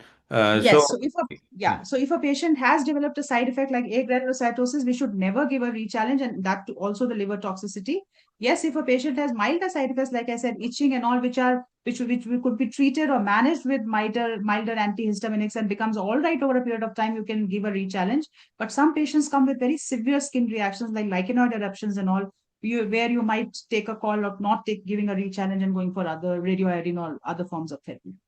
So, Dr. Mini, if we welcome, and if we can take it from there, so I think one situation where we will definitely think of radioiodine therapy will be somebody having these major side effects, and you need to think of this form of therapy. So, this will be one group of indication where you can slightly elaborate. And what are the other indications of radioiodine therapy in for hyperthyroidism? Yes, thank you, Dr. Satvashi, and good evening, all.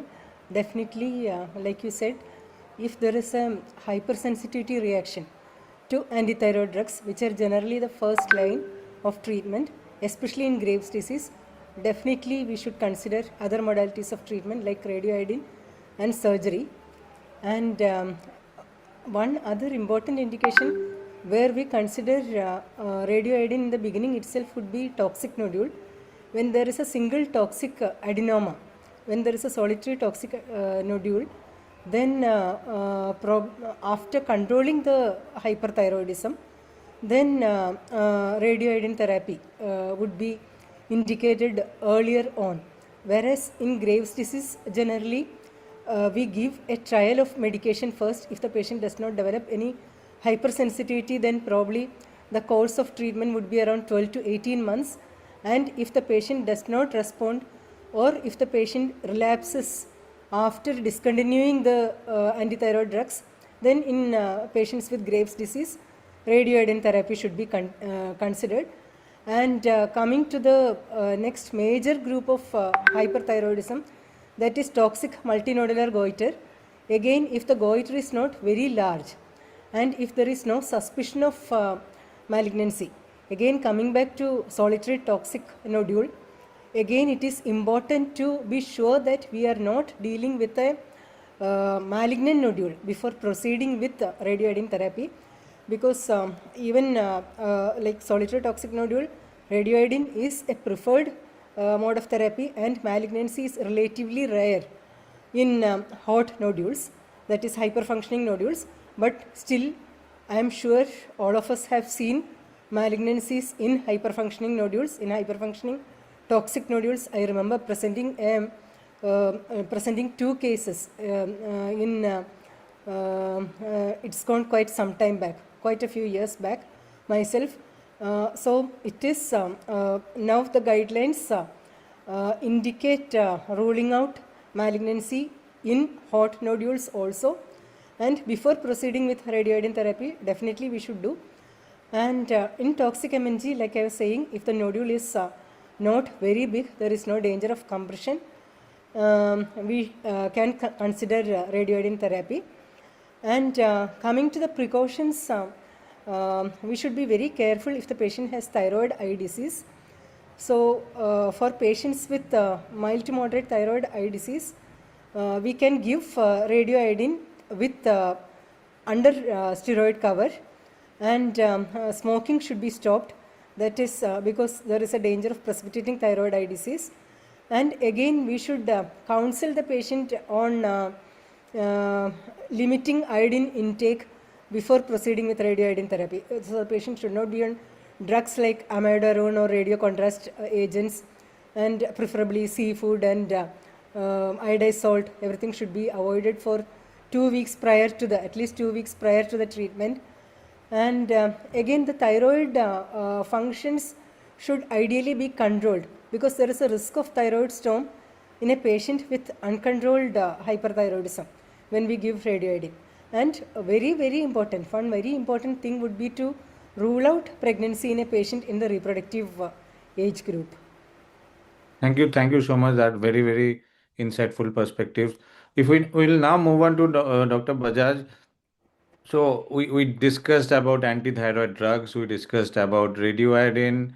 So how relevant is surgery in management of hyperthyroidism nowadays? So any specific situation where you'll be thinking about surgery in a case of hyperthyroidism? Thank you, Saptarshi, for that question. And interestingly, Manoranjan just ended with the guidelines, but he didn't go into it. So I think Pramila is here, Shashank is here, and we're all part of the guidelines. So I'm sure we're very proud of them. So I would refer all the delegates to go through the guidelines as well, apart from this panel discussion, which is covering the salient aspects. Yes, I think it's a good connection between what Minnie has said and what I'm going to continue. Now, ideally, we should have a patient preference also taken into consideration before the treatment is decided. But nevertheless, the question here is regarding surgery. Now, surgery for Graves' disease would be considered in a woman who's planning pregnancy less than 6 months. Because if she goes in for radioactive iodine, then minimum she has to wait 6 months before she can plan or contemplate pregnancy. So if there is urgency regarding that, then of course she can go ahead. If there is symptomatic compression, a very large goiter, by large I mean more than 80 grams or equal to 80 grams. If the uptake of radioactive iodine is low, when thyroid malignancy, again meaning just mentioned that, is documented or suspected, of course one would have to confirm that. And if there's a very large thyroid nodule, especially if it is more than 4 centimeters large or non-functioning or hypofunctioning on iodine or technetium per technetate scan. If there is coexisting hyperparathyroidism requiring surgery, especially if the TRAb levels are particularly high, and in the presence of moderate to severely active Graves' ophthalmopathy, one can also consider that. So if there's a multinodular goiter with a retrosternal or substernal extension, then of course it could also be considered. In pregnancy, usually it's not required. I don't ever remember to have any surgery done. But if at all it is required, we would only do it in the second trimester. Thank you. Thank you. Yeah, so maybe some rare cases where the lady develops agranulocytosis and very severe thyrotoxicosis in the second trimester. That is one situation where we might have to consider surgery because we can't give radioiodine. Otherwise, we would have gone for radioiodine in that set. So, having said that, Dr. Mini, how do we prepare these patients who are going for surgery? Be it can be routine surgery or a specific surgery for thyroid disorder. So, do we need to take any special precautions? One important aspect would be to normalize thyroid functions as far as possible before proceeding with surgery. So, preparation with anti-thyroid drugs and beta blockers, normalizing the heart rate before taking up for surgery. And in the rare situation where we have to go in for emergency surgery because the patient is hypersensitive, we cannot use anti-thyroid drugs because of hypersensitivity, then we can use other agents like one important molecule is corticosteroids, either hydrocortisone or dexamethasone. Hydrocortisone 100 milligram 8 hourly, dexamethasone 2 milligram 6 hourly this will decrease the conversion of T4 to T3. T3 is the active hormone. So for 2 days at least before surgery if possible. And other drugs like lithium carbonate and cholestyramine and another useful thing is pre-preparation with iodine, that is saturated solution of potassium iodide or Lugol's iodine, which will decrease the vascularity of the gland. But it is important to give antithyroid drugs for at least 10 days before giving iodine, because otherwise we may increase the hyperthyroidism. And essentially we have to stabilize the cardiac status before proceeding with surgery, rule out osteoporosis, because manipulation during surgery there is always a risk of precipitating fractures. Then ensure that the airway is adequate, especially if there is a large MNG, and also ensure the recurrent laryngeal nerve function. So an ENT consultation is essential before proceeding with surgery. I hope I've covered all points, but you're welcome to add on if I've missed any. No, I think you covered almost everything. Thank you, Dr. Bajaj and Dr.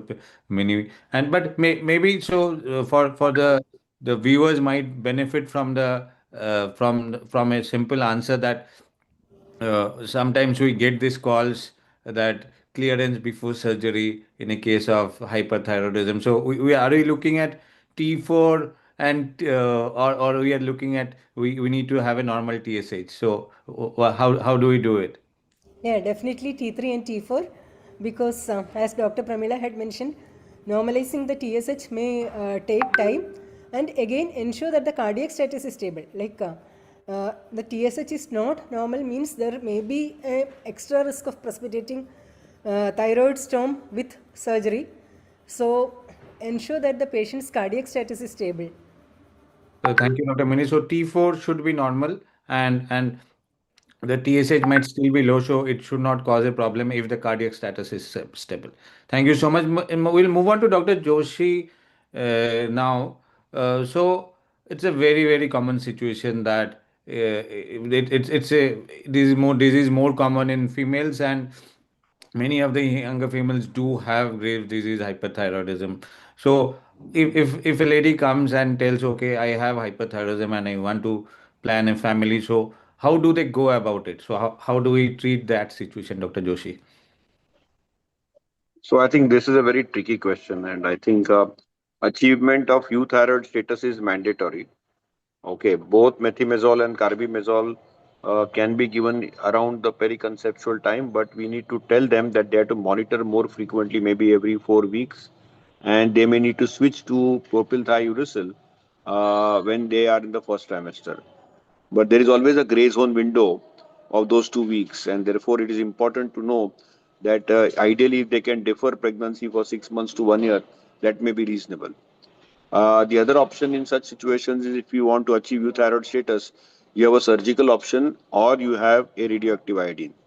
Now, you know that if we are giving radioactive iodine in this situation, then ideally for a year you don't have to plan pregnancy. That is something which we need to recognize. And sometimes what happens is that you may not be able to achieve hypothyroidism or euthyroidism with a single dose of radioactive iodine. So that could also be difficult. So the case has to be individualized. A lot of counseling and care has to be there.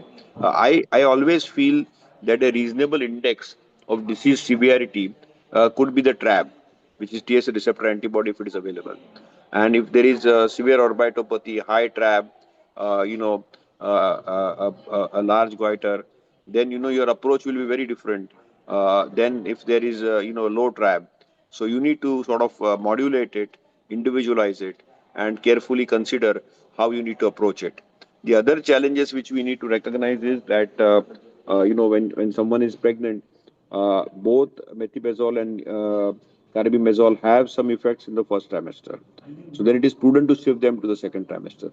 So there is a case in particularly non-grave situation, particularly if there is a goiter, for a surgical option. But one thing is very clear that if you use either surgery or radioactive iodine, it is prudent to defer then pregnancy for surgery at least for 6 months, and for radioactive iodine at least for 1 year. That is would be the standard of care. So that's how I would approach it. But it's a situation we all of us as endocrinologists face every day.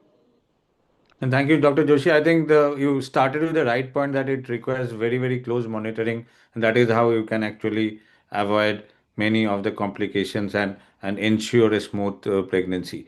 So, Dr. Pramila, so one situation we have sometimes, and it sometimes gets very challenging, is a thyroid eye disease. So, how do you so it can be very mild and sometimes it can be sight threatening. So how do we go about managing cases of thyroid eye disease?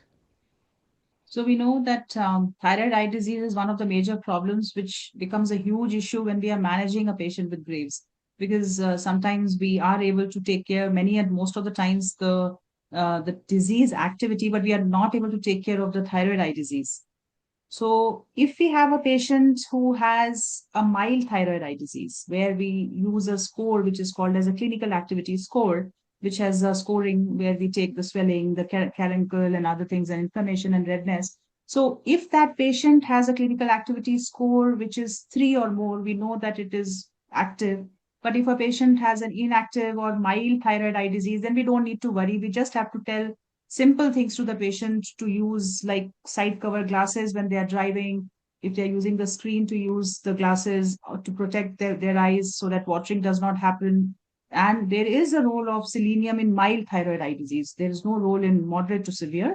So in mild thyroid eye disease, there are studies to show that there is a role of selenium supplementation as well for 6 months. So 100 micrograms BD dose can be given. So that's what we do also. Along with that, lubrication of the eyes and also using glasses. And there are prisms which are available, which takes care if the patient has mild diplopia.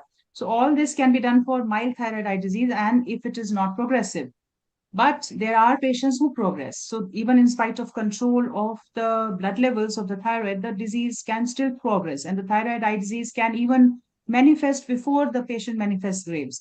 So in such cases, we have options. So if most of the times, the patients are given steroids, and IV steroids have been proven to be better as compared to oral. There is data with oral also now coming up where they have given IV followed by oral, but IV steroids are the recommendations. So we give a total dose of 4.5 grams, where we start off with 500 mg for the first 6 weeks and then 2.5, the 250 milligrams for the next 6 weeks. So that's the classical or the conventional therapy. But now what new has come up is we know that there is a role of addition of mycophenolate mofetil in some of these patients, especially who are patients who need a second dose of steroids. Like we know that maximally we can give 8 grams. That's the maximum if the patient hasn't responded adequately to 4.5.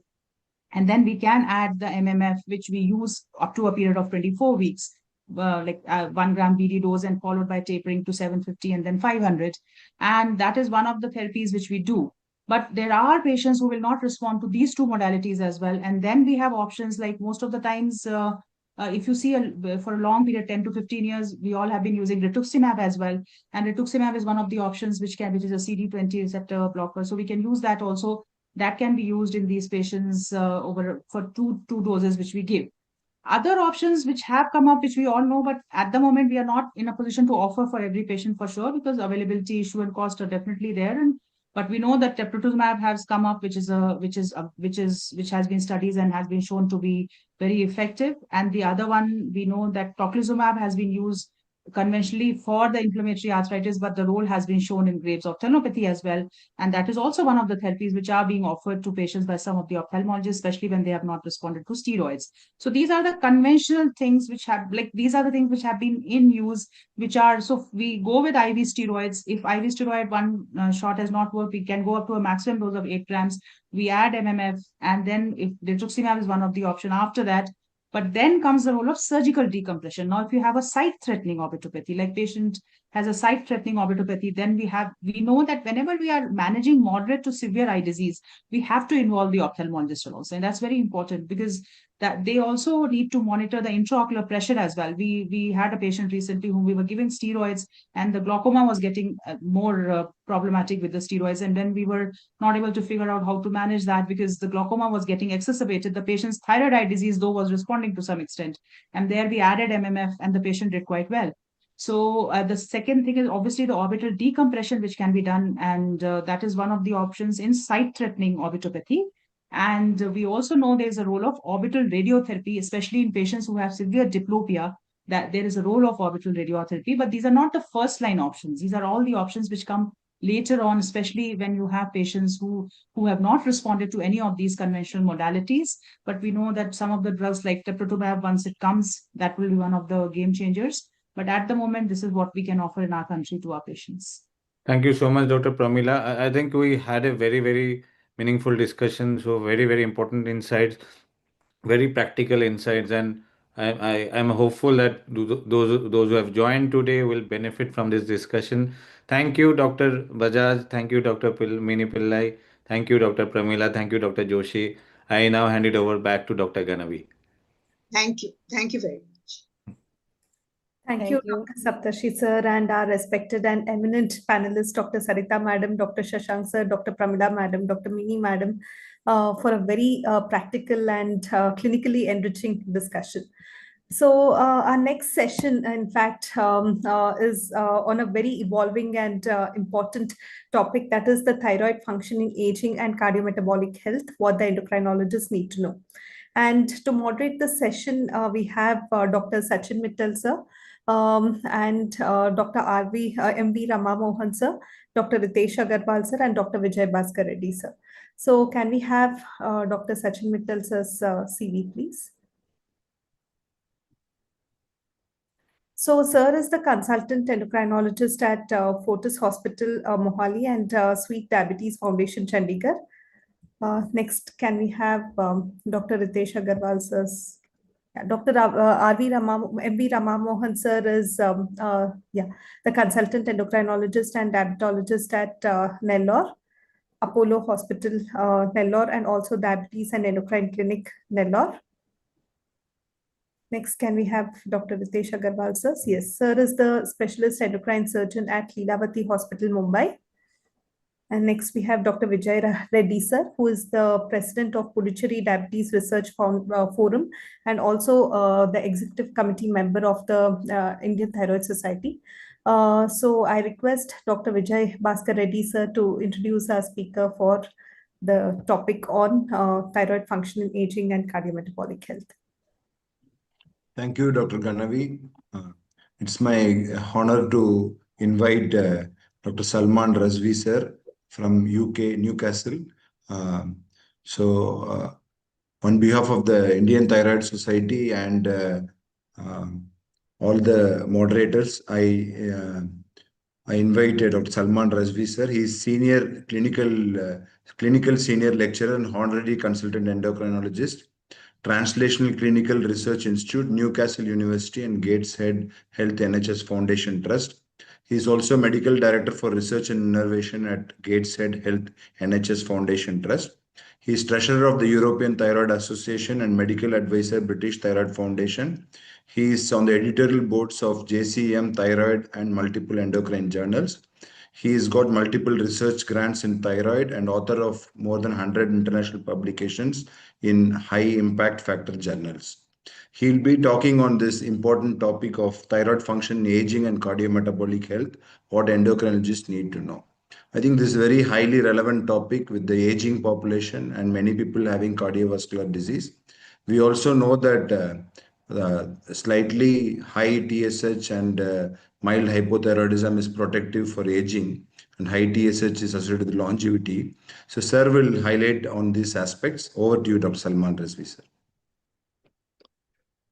Right. Thank you very much. It's a real pleasure to be with all of you. I hope the technology works. Let me make sure that it does.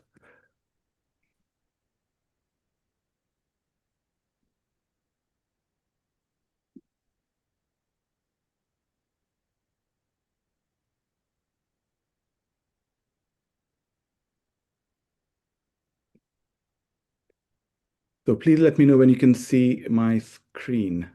Sure, sure.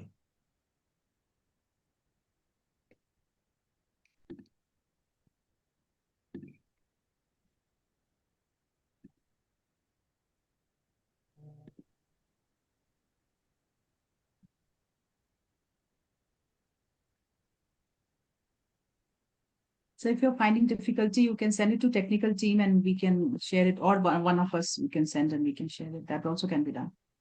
Okay, I'm just trying to see where.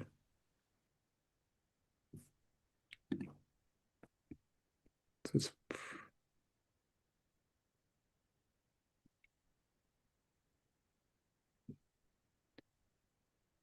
okay, well, yeah, that's probably a good idea. So I'll do that as a backup while that.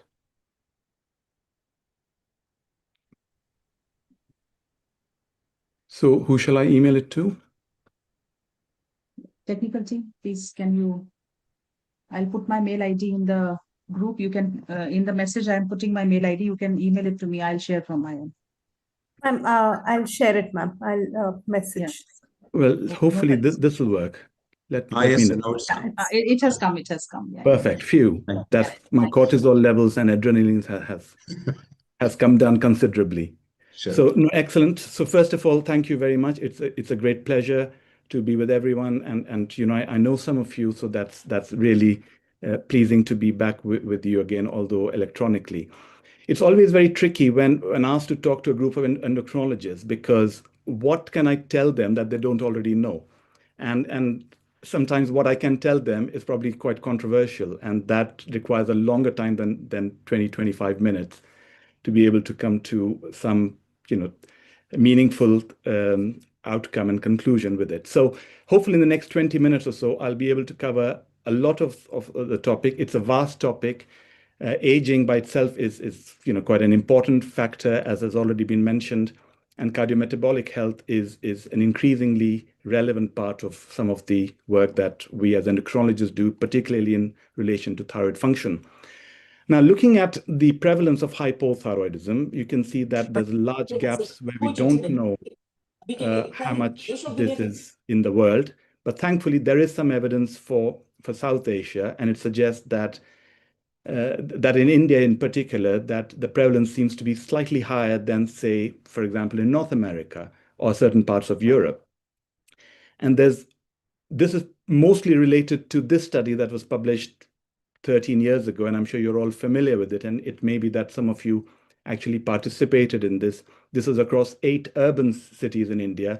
Clearly, there are limitations to this. It doesn't cover rural India. It doesn't cover a lot of you know, people otherwise. So it's a selection, and you can always argue about the generalizability of this.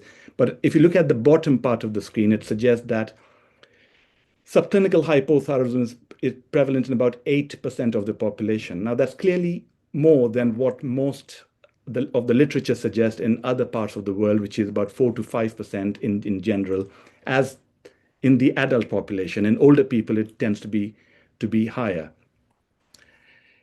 And since then, there's been some more studies that were encapsulated in this paper here from Dr. Sarita Bajaj, who I understand is part of the panel today, which includes this paper from Unni Krishnan, but also some other studies, which also suggest a high prevalence of hypo as well as subclinical hypothyroidism in India. And in particular, there's this interesting study from Kashmir that seems to suggest that hypothyroidism might actually be more in the younger population than in the greater than 60s, which I found slightly difficult to understand, but there might be good reasons for why that is the case. Again, generally that tends to be related to study setup and how the study is organized rather than actual physiology.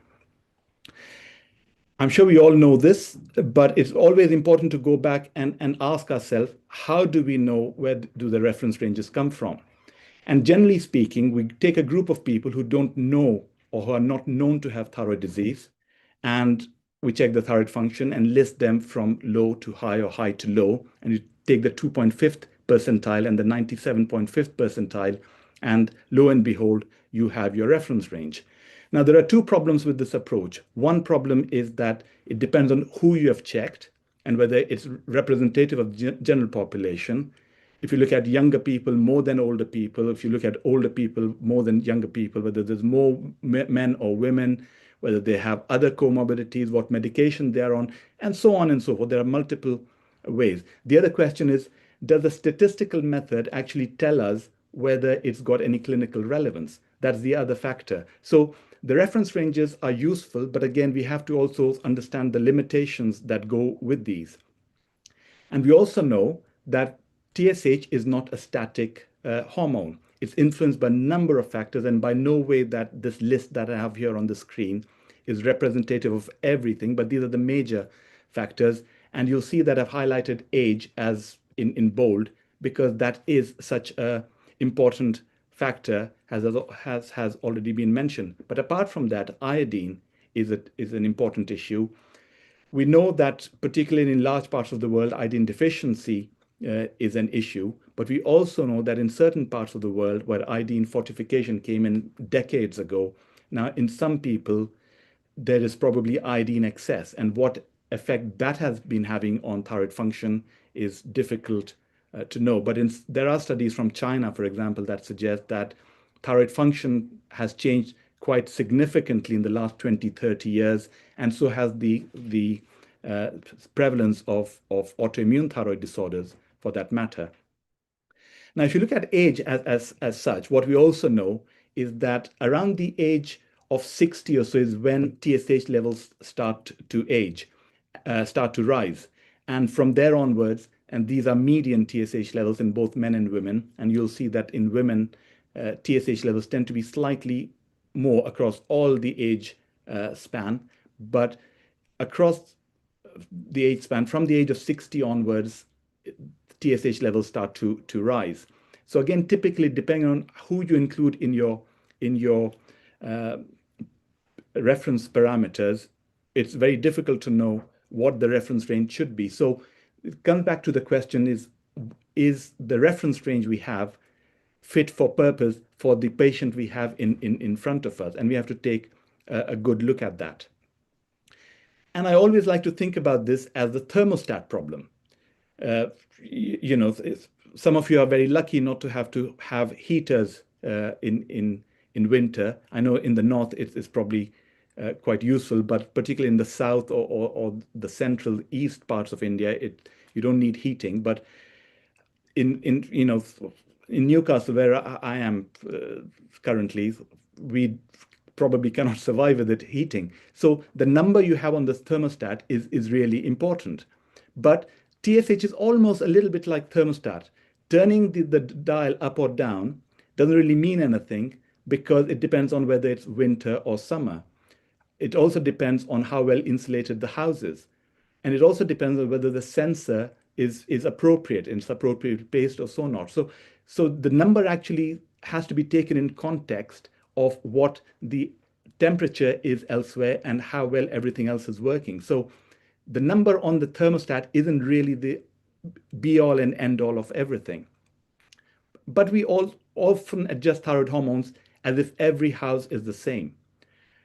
And in aging cardiometabolic disease, the overall context is probably more important than just a simple cutoff that we use.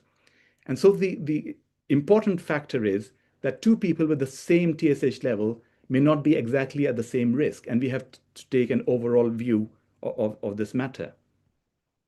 So again, I come back to this point that if it was just about treating numbers, then probably a computer would do a better job than we can of treating our patients. The reason why we still have a job, and hopefully we'll still have one in the next 10, 20, 30 years, is, and AI doesn't take over, is if we still have, and use our brains to look at the overall context rather than just looking at a number at the end of a report. Now, we also know that thyroid hormones influence almost every part and tissue of the body, particularly the cardiovascular system. And it has an effect on both chronotropy and as well as inotropy of the heart. But this is a new thing. Back in the early 19th century, Dr. William Greenfield described a hypothyroid heart. And this was obviously before the advent of TSH tests. There was pericardial effusion, there was cardiomyopathy, there was atherosclerosis. So typically what we'd expect to see with hypothyroidism with current management and investigations. But this is very elegantly described, about 150 years ago.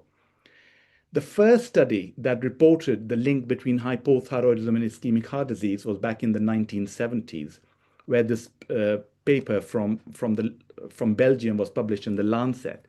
And that described it in both men and women with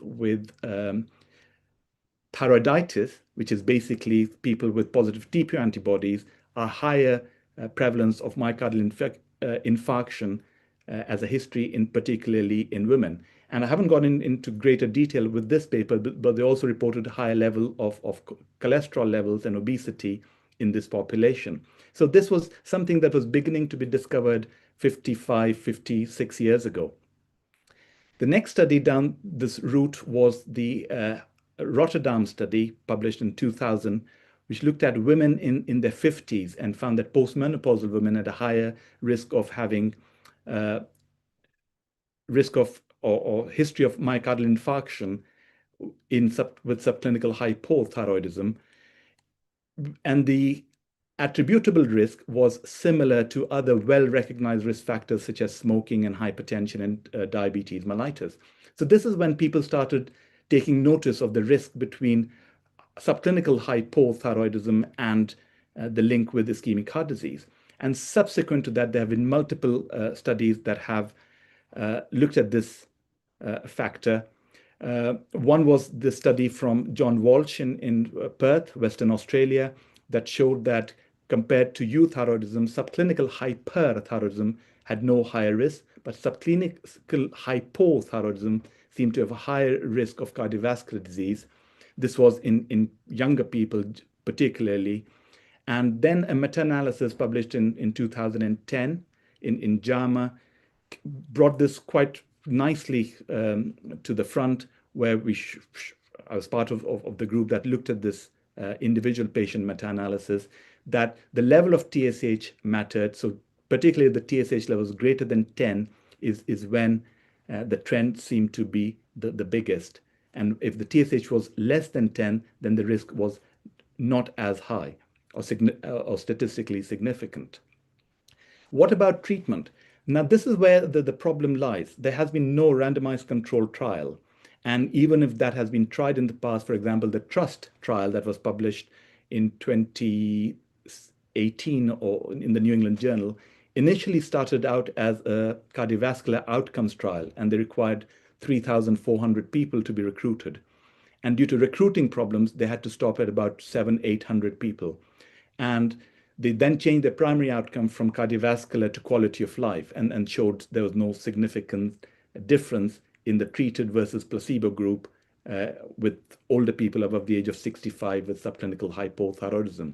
So with this limitation, we only have access to patient database, and this analysis from a general practitioner research database in the UK, looking at people with subclinical hypothyroidism, some who were treated with levothyroxine, others who weren't treated. Again, we showed that in the younger group, there was a significant improvement in cardiovascular disease risk, whereas in the older group, above the age of 70, the risk wasn't there. In fact, there was a tendency towards a higher risk. And these things suggested that the age of the patient really mattered when it comes to subclinical hypothyroidism and whether you should treat with thyroxine or not. But the limitation is this is not a randomized controlled trial. This is observational study. There could still be residual confounding even if you correct for recognized risk factors in your statistical model. One of the reasons that this has become important is that levothyroxine prescriptions have been increasing year on year in many countries. The published data from the US and the UK suggests that it's increased quite a bit, particularly in the last few years. I haven't got any recent data, but in the US, it was the most prescribed drug. In the UK, it was the third most prescribed drug back in 2014. And even recently, it's still in the top 5 or top 6 drugs that are prescribed. So the prescriptions are increasing. And it's not just because we are testing more and finding more patients. I think our threshold for starting levothyroxine has gone down, and that has been shown in multiple studies. We are starting to treat at much lower levels of TSH now than what we did many years ago. And this is important for pharmaceutical companies. And this is data that has been out there for a while. The market for levothyroxine is worth 3.8 billion, and this was 3 years ago. The cumulative annual growth rate of levothyroxine is about 3.3% and is projected to reach 5.4 billion in the next decade. There's a concordance with the rise in incidence of obesity with this. As more and more people get obese, we are finding that more and more prescriptions for levothyroxine are being used. And it's not simple coincidence that we know that TSH is linked to BMI, for example. And hospital pharmacies are where most of the prescriptions are coming from. North America is where most of this prescriptions are being influenced, but I'm sure there are other parts of the world where it's similar. And there are many companies that are sharing this market, including some in India. And this is part of the reason why we need guidelines to explain to us why and where we should be using levothyroxine, particularly in subclinical hypothyroidism. And based on the available data, the age of the patient, the level of the TSH, and other cardiovascular risk factors need to be taken into account. And what we've tried to do as part of these guidelines, and I'm sure there are other guidelines from other parts of the world, including in India, where we see that the level of TSH and the age has been advocated to be taken into consideration. What TSH level is actually associated with outcomes. And I think this is this very interesting study from Thyroid Studies collaborations that have looked at the age group and have looked at age below 70 or more than 70 and found that around the 52nd percentile of TSH is where the risk seems to be lowest in younger people. But in older people, it seems to be that it's the lower TSH within the reference range rather than the higher TSH within the reference range, which seems to be associated with a higher risk. So again, suggesting that in older people, it's more the lower TSH that seems to be a problem rather than a higher TSH, even within the reference range. What about in the absence of randomized controlled trials? The other way of actually assessing causality is by using Mendelian randomization. For some of our participants who may not be aware of how this works, is the understanding is that at birth, people have been randomly selected with their genotype. So if you have a genotype that predicts TSH and you have outcomes for that group, and we know that genotype has been randomly allocated, then we could look at TSH, which is genetically predicted with outcomes. There are a lot of limitations, particularly with TSH. The problem with this Mendelian randomization is that we only have genotypes that predict about 20 to 25% of the variation in TSH. So the vast majority of TSH is still not accounted for, despite the fact that about 70% of variation in TSH has to be or is known to be genetically predetermined. The reason why we know that is because of studies from identical twin cohorts that have shown that it's about 70%. So we only know about 20 to 25%, which means the majority of a genotype isn't still known that predicts TSH. But even with these limitations, the Mendelian randomization studies, and there have been quite a few that have done this in the past, and this is a very busy slide. So we know that genetically predicted low TSH levels are associated with AF. Again, that's not surprising. Coronary artery disease doesn't seem to be with decreased TSH, doesn't seem to be with hypothyroidism, and so on. And if you just look at what is actually linked with hypothyroidism or hyperthyroidism, what we see is that cardioembolic stroke seems to be linked to decreased TSH levels. We have already talked about atrial fibrillation with decreased TSH levels, and so on. So there does seem to be an indication that lower TSH is associated with higher AF and possibly with cardioembolic stroke, but not necessarily causally related to cardiometabolic disease as such using Mendelian randomization. Another study, again, a busy slide, which has looked at various things, but in the context of time, what I'll look at is, if you look at some of the studies that have looked at the association, we know that, for example, the link between decreased TSH and AF, for instance, is predominantly due to, so the link between AF and stroke is linked with atrial fibrillation. So low TSH doesn't cause stroke by itself. It's due to its higher incidence of AF. And similarly, the link between hypothyroidism and cardiovascular disease seems to be mostly mediated by higher BMI, whether it's the BMI causing the hypothyroidism or the hypothyroidism causing the high BMI is debatable. So again, if you control for the BMI, then the risk seems to be attenuated. What about the other part of metabolic disease? Now, there are a number of studies that have suggested that hypothyroidism is associated with liver fibrosis. And on the left hand of the screen, you'll see that the mechanism of action is due to multiple ways. It's due to reduced oxidative metabolism, due to increase in SREBP, thyroglobulin synthesis, hyperlipidemia, leading to increase in fatty liver, and so on. The other aspect of this is the reduced intestinal motility is also important with regards to bile acid degradation and reabsorption and so on. So there are a number of reasons why we see increase in liver fibrosis and fatty liver in association with hypothyroidism. And interestingly, we also have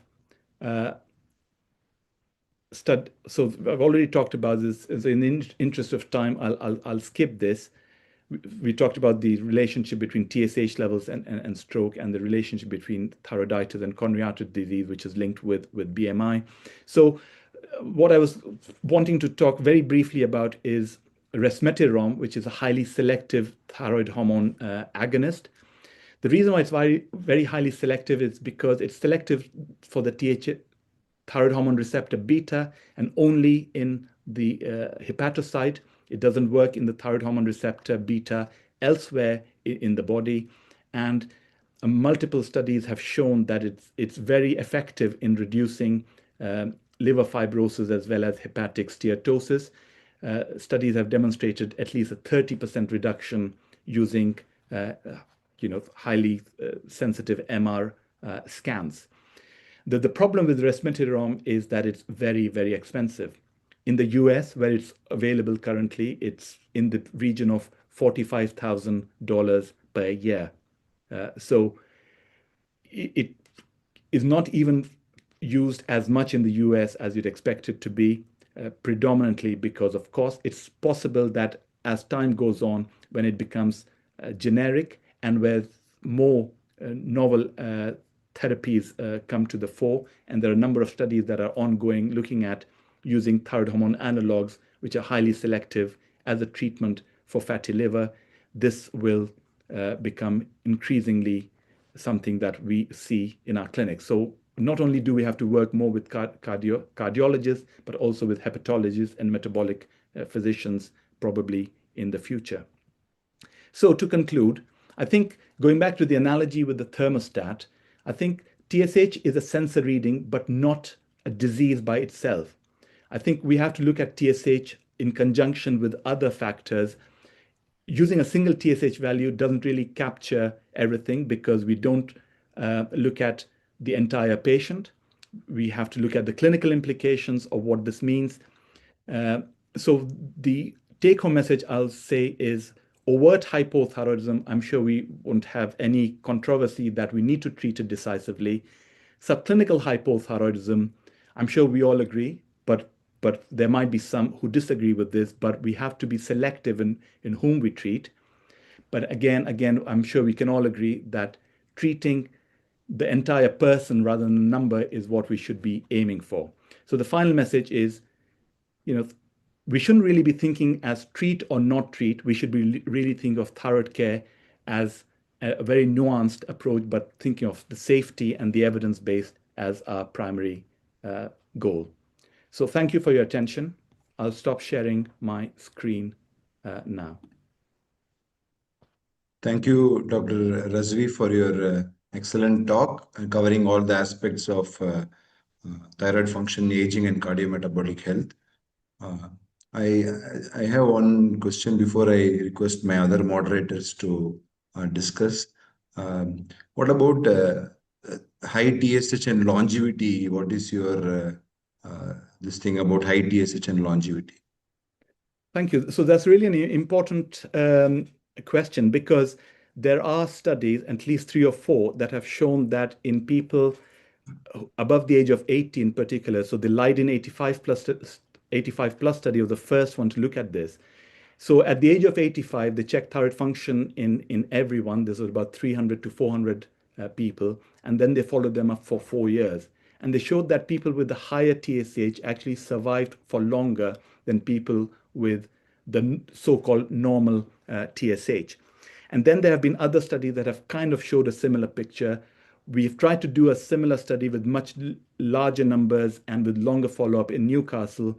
And what we showed is that a higher TSH was not associated with longevity significantly, but it did suggest that it wasn't associated with any worse outcomes as such. So I think the take-home message is that a higher TSH may be associated with longevity, but it might probably be more a marker of health rather than a cause of the longevity. So I think it doesn't really suggest that a high TSH, we should be trying to give carbimazole to our older people with a normal TSH to make them live longer. I think it's just a marker of their overall health rather than a cause of their longevity. Thank you, sir. Dr. Sachin, Dr. Ramon, Dr. Yeah, Ritesh. good evening, sir. So, what about the concept of adaptive hypothyroidism, and at what age it starts, and how to go think of it in elder people? So I'm assuming you mean by that. So thank you for your question. I'm assuming you mean by that is that the TSH has adapted to a higher level for a lower free T4. And again, you can think of it from a basic aspect, is that as you get older, you try and conserve more energy. So if you do that, then you might survive for longer. So that in theory is a concept. As a concept, in theory, is great. But again, the evidence we want to see is, do randomized controlled trials confirm this? And the issue is we don't really have that evidence. In the TRUST trial that I mentioned, they had 700 patients, and there wasn't even a hint in those 700 people that the treatment group actually survived less than the untreated group. And you could argue that the cutoff of 65 was quite low. You needed older studies or older participants. And the EMO study, which was, I forget what the acronym stands for, but that was a study from the Netherlands that looked at people over the age of 80.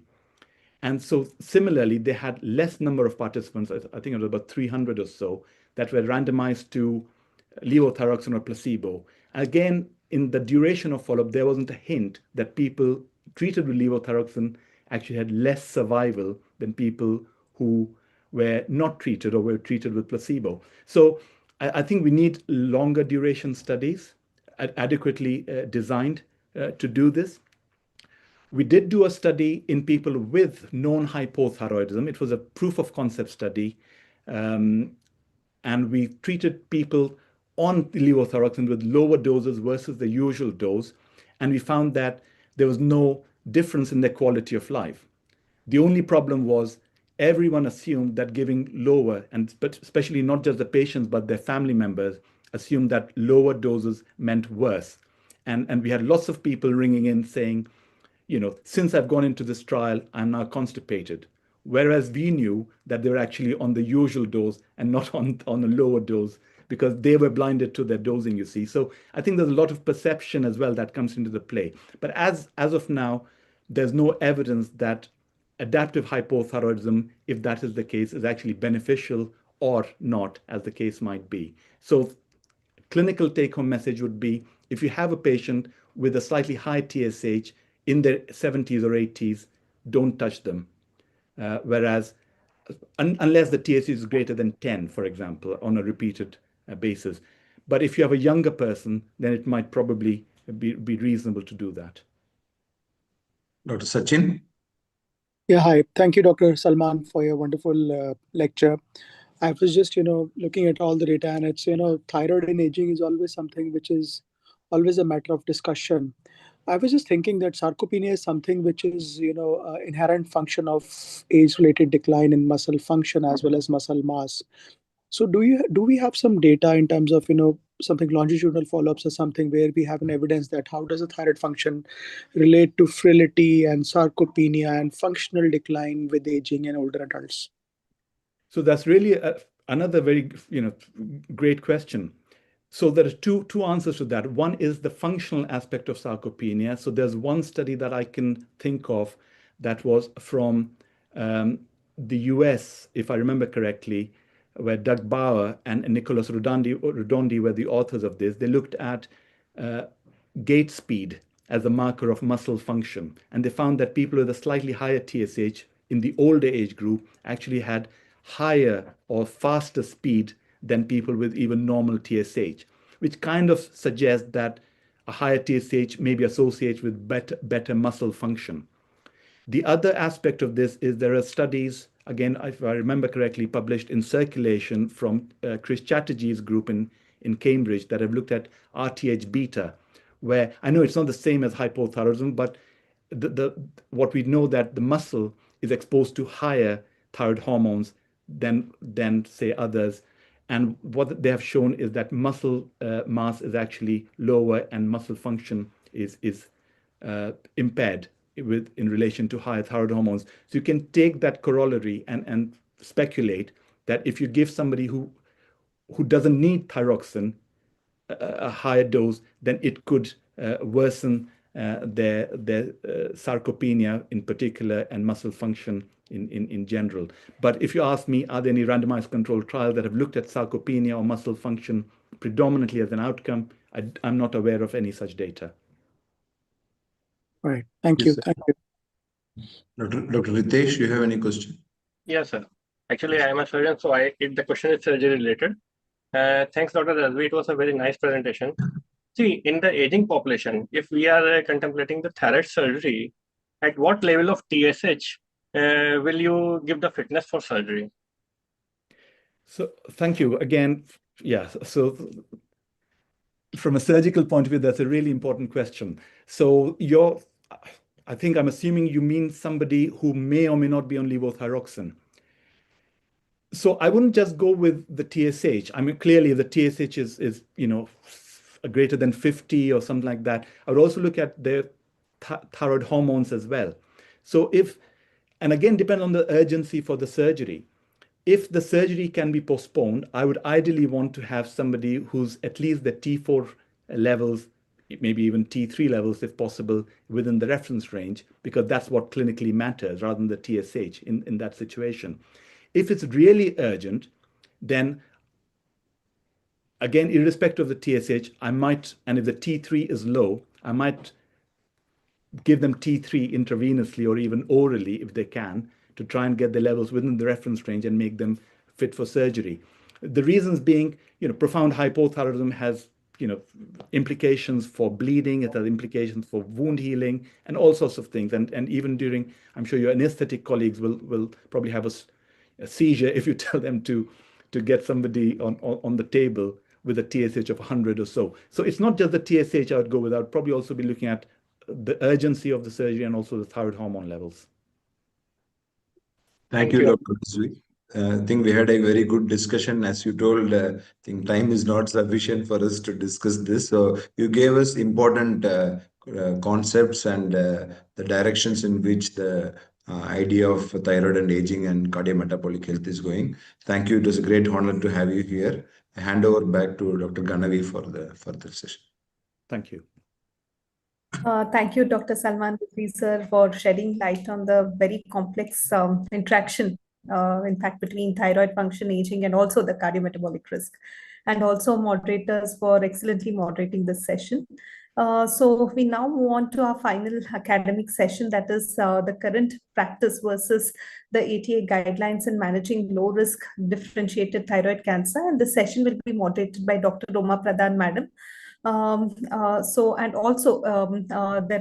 a multidisciplinary panel, in fact, comprising of endocrine surgeons, endocrinologists, and also nuclear medicine specialists. Can we have Dr. Roma Pradhan, Madam's CV slide?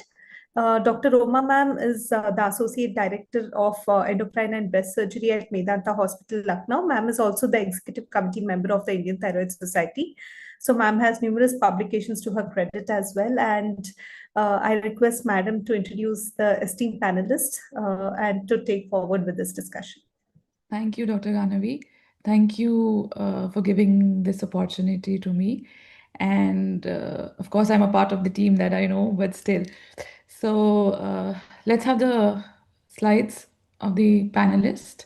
Yeah, so we have Dr. Rajesh Rajput. Is he here? Has he joined? He's the director, Department of Endocrinology at Medanta, Gurgaon, and he has a lot of achievement to him. The next slide, please. We have Dr. Amit Agrawal, sir. He's the director, endocrine and breast surgery at Medanta Hospital, Lucknow. He's a teacher to most of the endocrine surgeons all over India. So he needs no more introduction than this. The next slide, please. Dr. Himgirish, he's professor of surgery and also consultant endocrine surgeon at Bangalore. And he's also part of the ITS team. Next, please. Good evening. Good evening. Now we have Dr. Vineet Mishra. He is with us at Vedanta, Lucknow, and he's pretty active in managing our patients. So that's why we have included him here. Dr. Uma Devi, she's a senior assistant professor, Department of Endocrine Surgery at MMC, also at Apollo Medical Center, a friend of mine. Next, we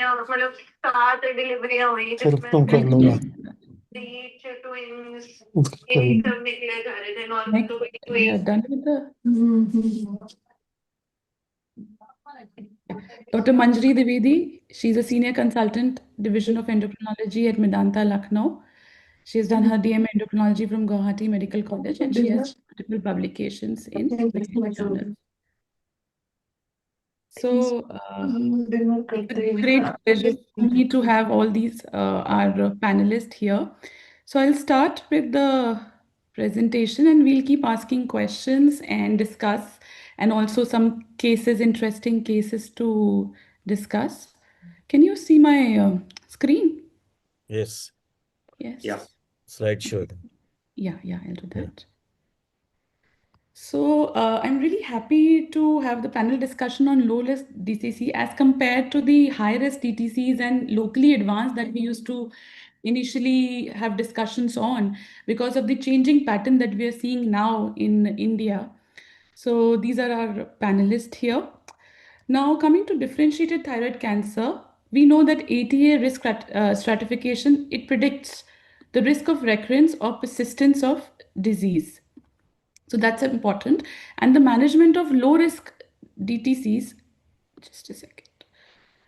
Thyroid cancers remains controversial at all stages, especially in the pre-operative and also through the treatment and then follow-up. So what is actually the definition of low risk DTC? Can one of my panelists take the question, please? Dr. Himgarish? Yeah, thank you very much, Dr. Roma. Again, thank the organizers of the monthly series for the opportunity to come onto this platform. Yeah, so low risk is something, obviously, I mean, it's low. So tumor that is probably smaller than 4 centimeters, small tumors within the thyroid, limited to the thyroid, without any extra thyroid involvement, classical DTC, and in ladies so younger than 50, in men who are younger than 45. I guess that's about it. Yes. So basically, this is the table that is present in current ATA guidelines, and this is what we are following, low risk DTCs. So when do you apply this classification? Dr. Amit sir? Yeah. Hi, good evening, everyone. Nice to see our endocrinologist friends and endocrine surgeons. And thank you, the leadership of ITS, for having me here. So I think the first time when you apply this risk classification is a kind of pre-operative, before you operate on these patients. But one must understand that it's a very dynamic risk assessment, and you would do a secondary risk assessment when you have the histopathology available. So that is the crucial time when you can actually risk stratify. But of course, pre-operatively, because you have to take a decision regarding the extent of surgery. So I think pre-operatively, you have to really apply it before you take a decision of conservative management or a surgery and the type of surgery. Yes, perfect, sir. So what is actually active surveillance? Now let's move on to active surveillance because this is the main management in Japan, as we have seen about for the low risk DTCs. Dr. Rajesh Rajput, sir, uh, any views about active surveillance? Your mic is mute, sir. Okay, so Roma, thank you. Actually, active surveillance terms look quite attractive and fancy, but it probably applies to the places where actual active surveillance and patient follow-up is strictly adhered to. In our country, where loss to follow-up is very high, and we actually does not know when this patient is going to come back. Probably we most of the centers what we follow is that even low risk thyroid cancers with preference to lobectomy, surgery is considered as a treatment of choice rather than active surveillance. Although the guidelines tells about doing active surveillance, but understanding the experience of our surgeons, most of the surgeons are high volume surgeons, which all ATA guidelines suggest more than 25 thyroid surgeries. Even Amit is here, all are high volume surgeons. So probably the risk of surgery is so low that making a patient reassured, I personally believe that if somebody is diagnosed a case of low risk DTC, most of us prefer surgery rather than active surveillance. So can I add? I agree with Rajesh, but I can share with you the change in my practice is at least now I'm offering the patient as a part of counseling that there is an option like an active surveillance. So basically, even But the Amit, APA you are right. guidelines. Amit, you are right. When we even at Medanta from last 2 Exactly. years, even Exactly. whenever we have tried to tell the patient that the future risk is very low, you can wait and watch. They are never feeling confident. Agreed. They say, Agreed. Doctor साहब, surgery Yeah. करवाने में क्या harm है? Yeah. And But the then when we change is say, that at least we are offering. yes, 2 years absolutely. back, we were not even offering. Now, Yes. as a part of counseling, we say that it's one option. Although we are perhaps not convinced and the patient is not convinced, but that change has occurred. I'm sure if Yes. all So even other the panelists. guidelines, they suggest that active surveillance may be offered as an Yeah. appropriate management. They do not say that less than 1 centimeter you have to give that option, but it is like may be offered. So anybody, any one of us who is actually following active surveillance, or do they have any patients under active surveillance? No. None. None of us. Endocrinologist, anyone besides the panelist can also join. Dr. Pramila, anyone can opine about this? I agree with Dr. Rajesh Rajput because this is what happens that even if we do have to talk about it because this option is available, but most of the times the patients are not very comfortable. The moment they hear about the word cancer, they are not at all comfortable with weight. And if even if we say that we'll follow up, they will go somewhere and get operated. So rather than that, if the patient is wanting surgery, we would prefer to send the patient to the surgeon who is doing like who is a high volume thyroid surgeon for sure. So I think though it is a very good modality, but in our country, still, even in the best of places, the follow up may not be very good. And sometimes it does happen that the patient may not come for follow up and what we want to do. So that's why I think it's a little bit of a thing which we can always discuss, as Dr. Amit said, but we have to see the patient scenario and accordingly take a call. That's So I all. think And it's a good another idea point for is, the. Pramila, Yeah. another point is actually in our country, even though all of us discuss guidelines, today we are discussing thyroid guidelines, whatever disease guidelines at length. But Yeah. in our country, every institute has their own guidelines. True, true, true. So there are some differences between theory and practice.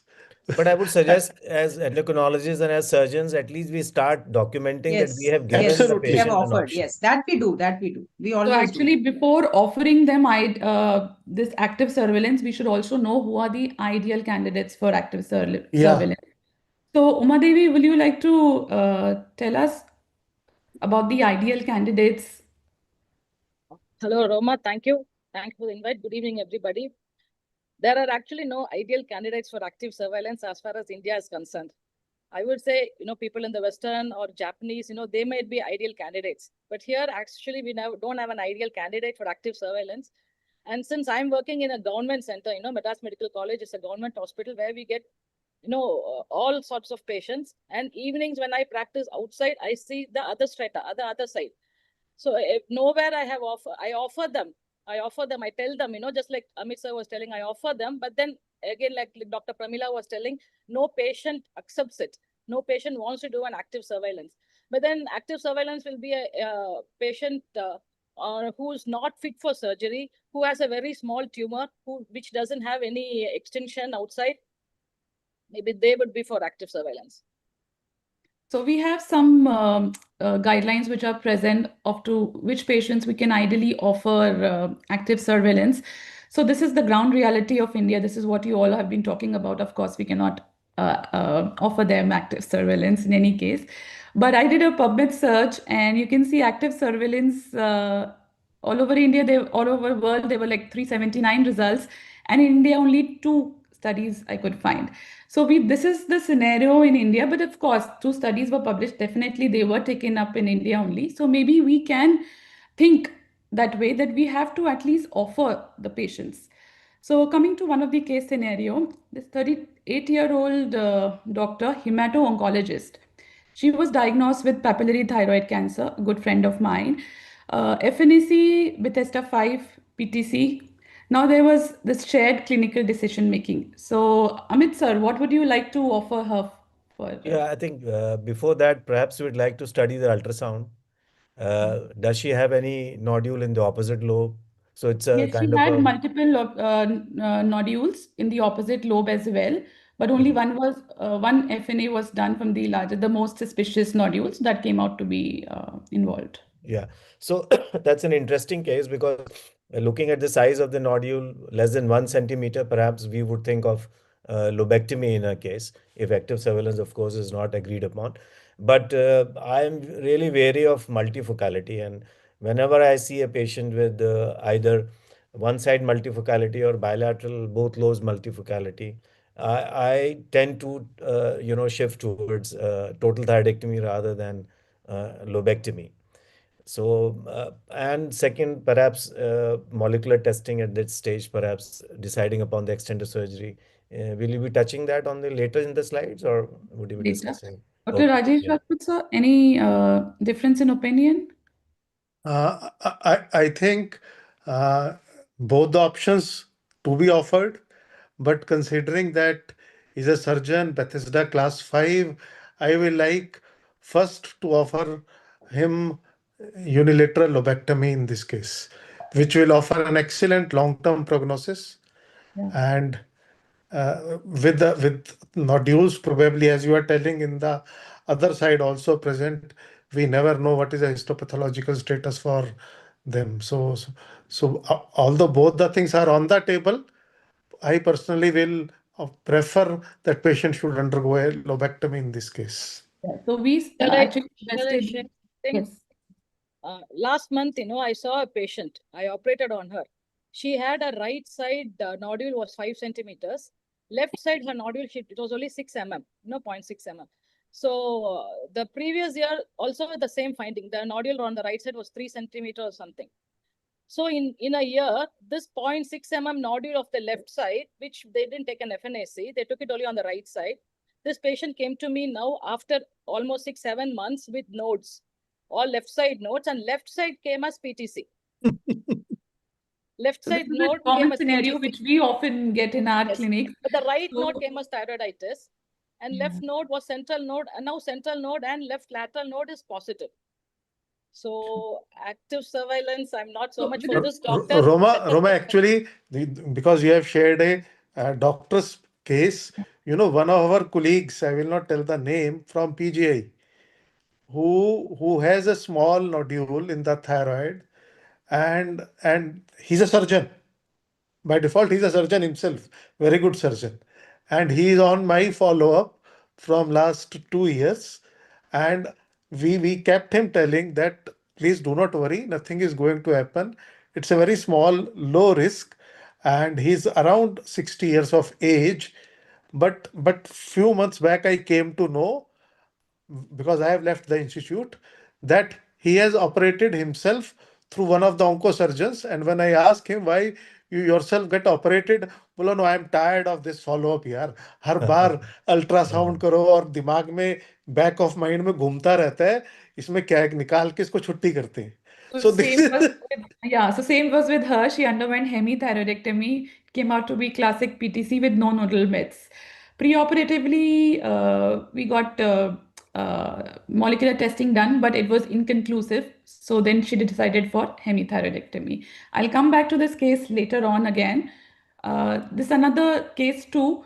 83-year-old lady from a doctor family. Again, ultrasound showed her thyroid's 4.9 centimeter nodule, FNA PTC. Now, counseling we did for active surveillance and surgery.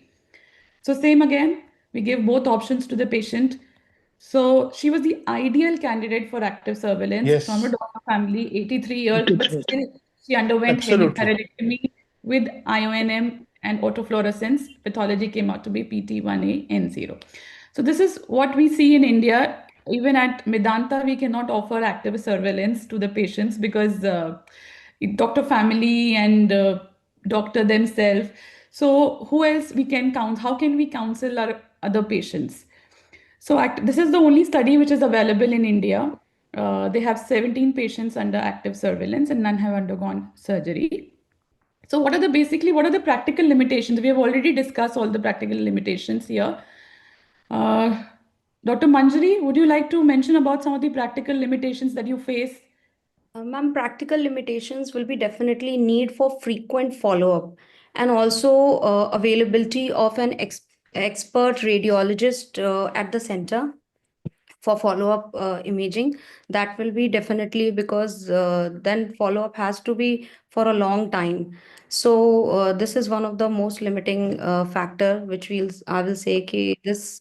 And definitely, as sir has already said, that because once we know that the disease is there, it is definitely all the time on the mind that the we are actually carrying this, the patient is actually carrying this disease. So anxiety also related to the cancer status is also one of the limitation, because of which patient may not follow up for long time with active surveillance. But still, as suggested by all the senior endocrinologists sir and Amit sir, that definitely we have to now, because it is advised in the guidelines and this is coming and more conservative approach is being followed. So we should definitely offer the patients. And in elderly patients, this patient belong to a doctor family, but I will definitely say that in elderly patients, because the chances of growth and entering the criteria of when the surgery is required definitely is little lesser as compared to the younger patients. And those patients may also have more post operative complications to avoid that, and they may be high risk for surgery itself. So in those patients, we should definitely target and explain about the active surveillance part more of. Yeah, so what we have noticed in our practice is second opinions. Patient goes to the other hospital, they will say, yes, we will operate. So, of course, you need to give an option. And the most important from our point of view is anxious doctor. Of course, we all are anxious. It's difficult for us to give a surety that, yes, you will be fine after 6 months of ultrasound. Maybe you can follow with this cancer. It's difficult for us. Even we have to adopt to that before we give them an option. So, now Yeah, what so you're about right. active? We are not very convincing ourselves. Correct. Yes. Yeah. Another thing is another thing which what I believe is that in such type of cases, lobectomy is quite safe surgery in experienced hands. What important message which we need to percolate is, because that is probably somehow missing as compared to some 10-15 years back, that in low risk thyroid surgeries, which means unilateral lobectomy, there is no need of probably radiation therapy post-operatively. Routinely, there is no need of central compartment dissections also. So the morbidity is also quite is low. So therefore, all those things needs to be percolated, that it's a simple lobectomy, and if there is confusion, it can be done.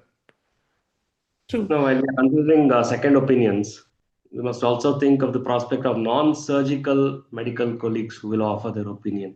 Non-surgical intervention, those options are coming up, right? In ATA has Medanta, Gurugram, we are doing actually a lot of non-surgical interventions, right from alcohol ablation to laser ablation.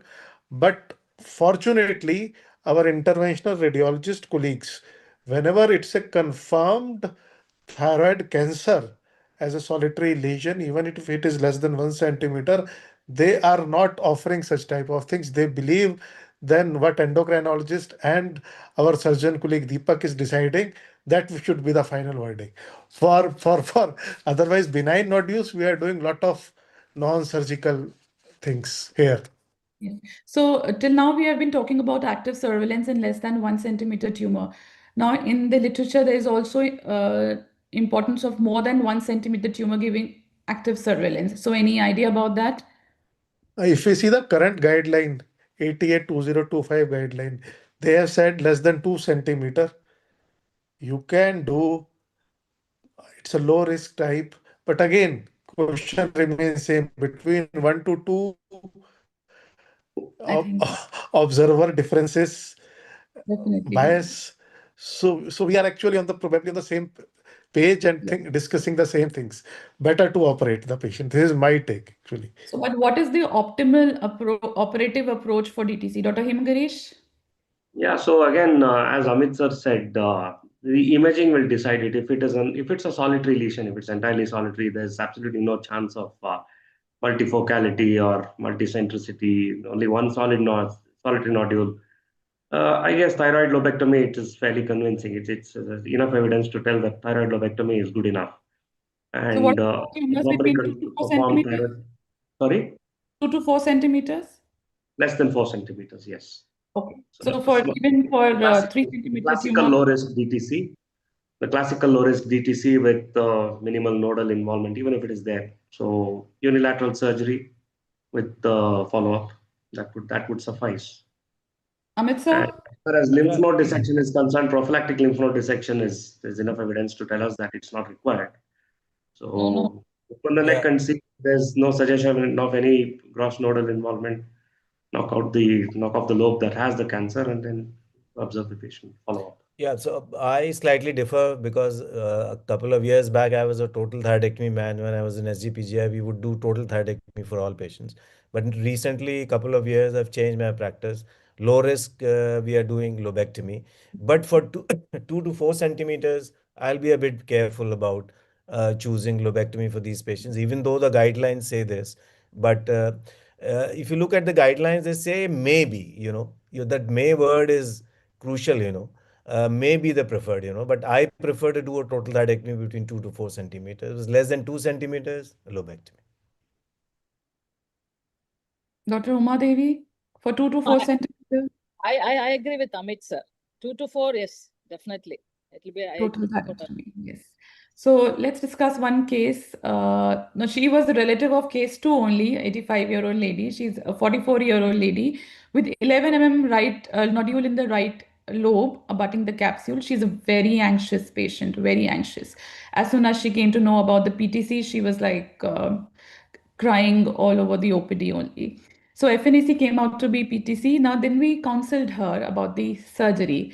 So she was more towards total thyroidectomy. So now in this case, less than 2 centimeter, of course, hemithyroidectomy is the choice. But what about if the patient prefers total thyroidectomy?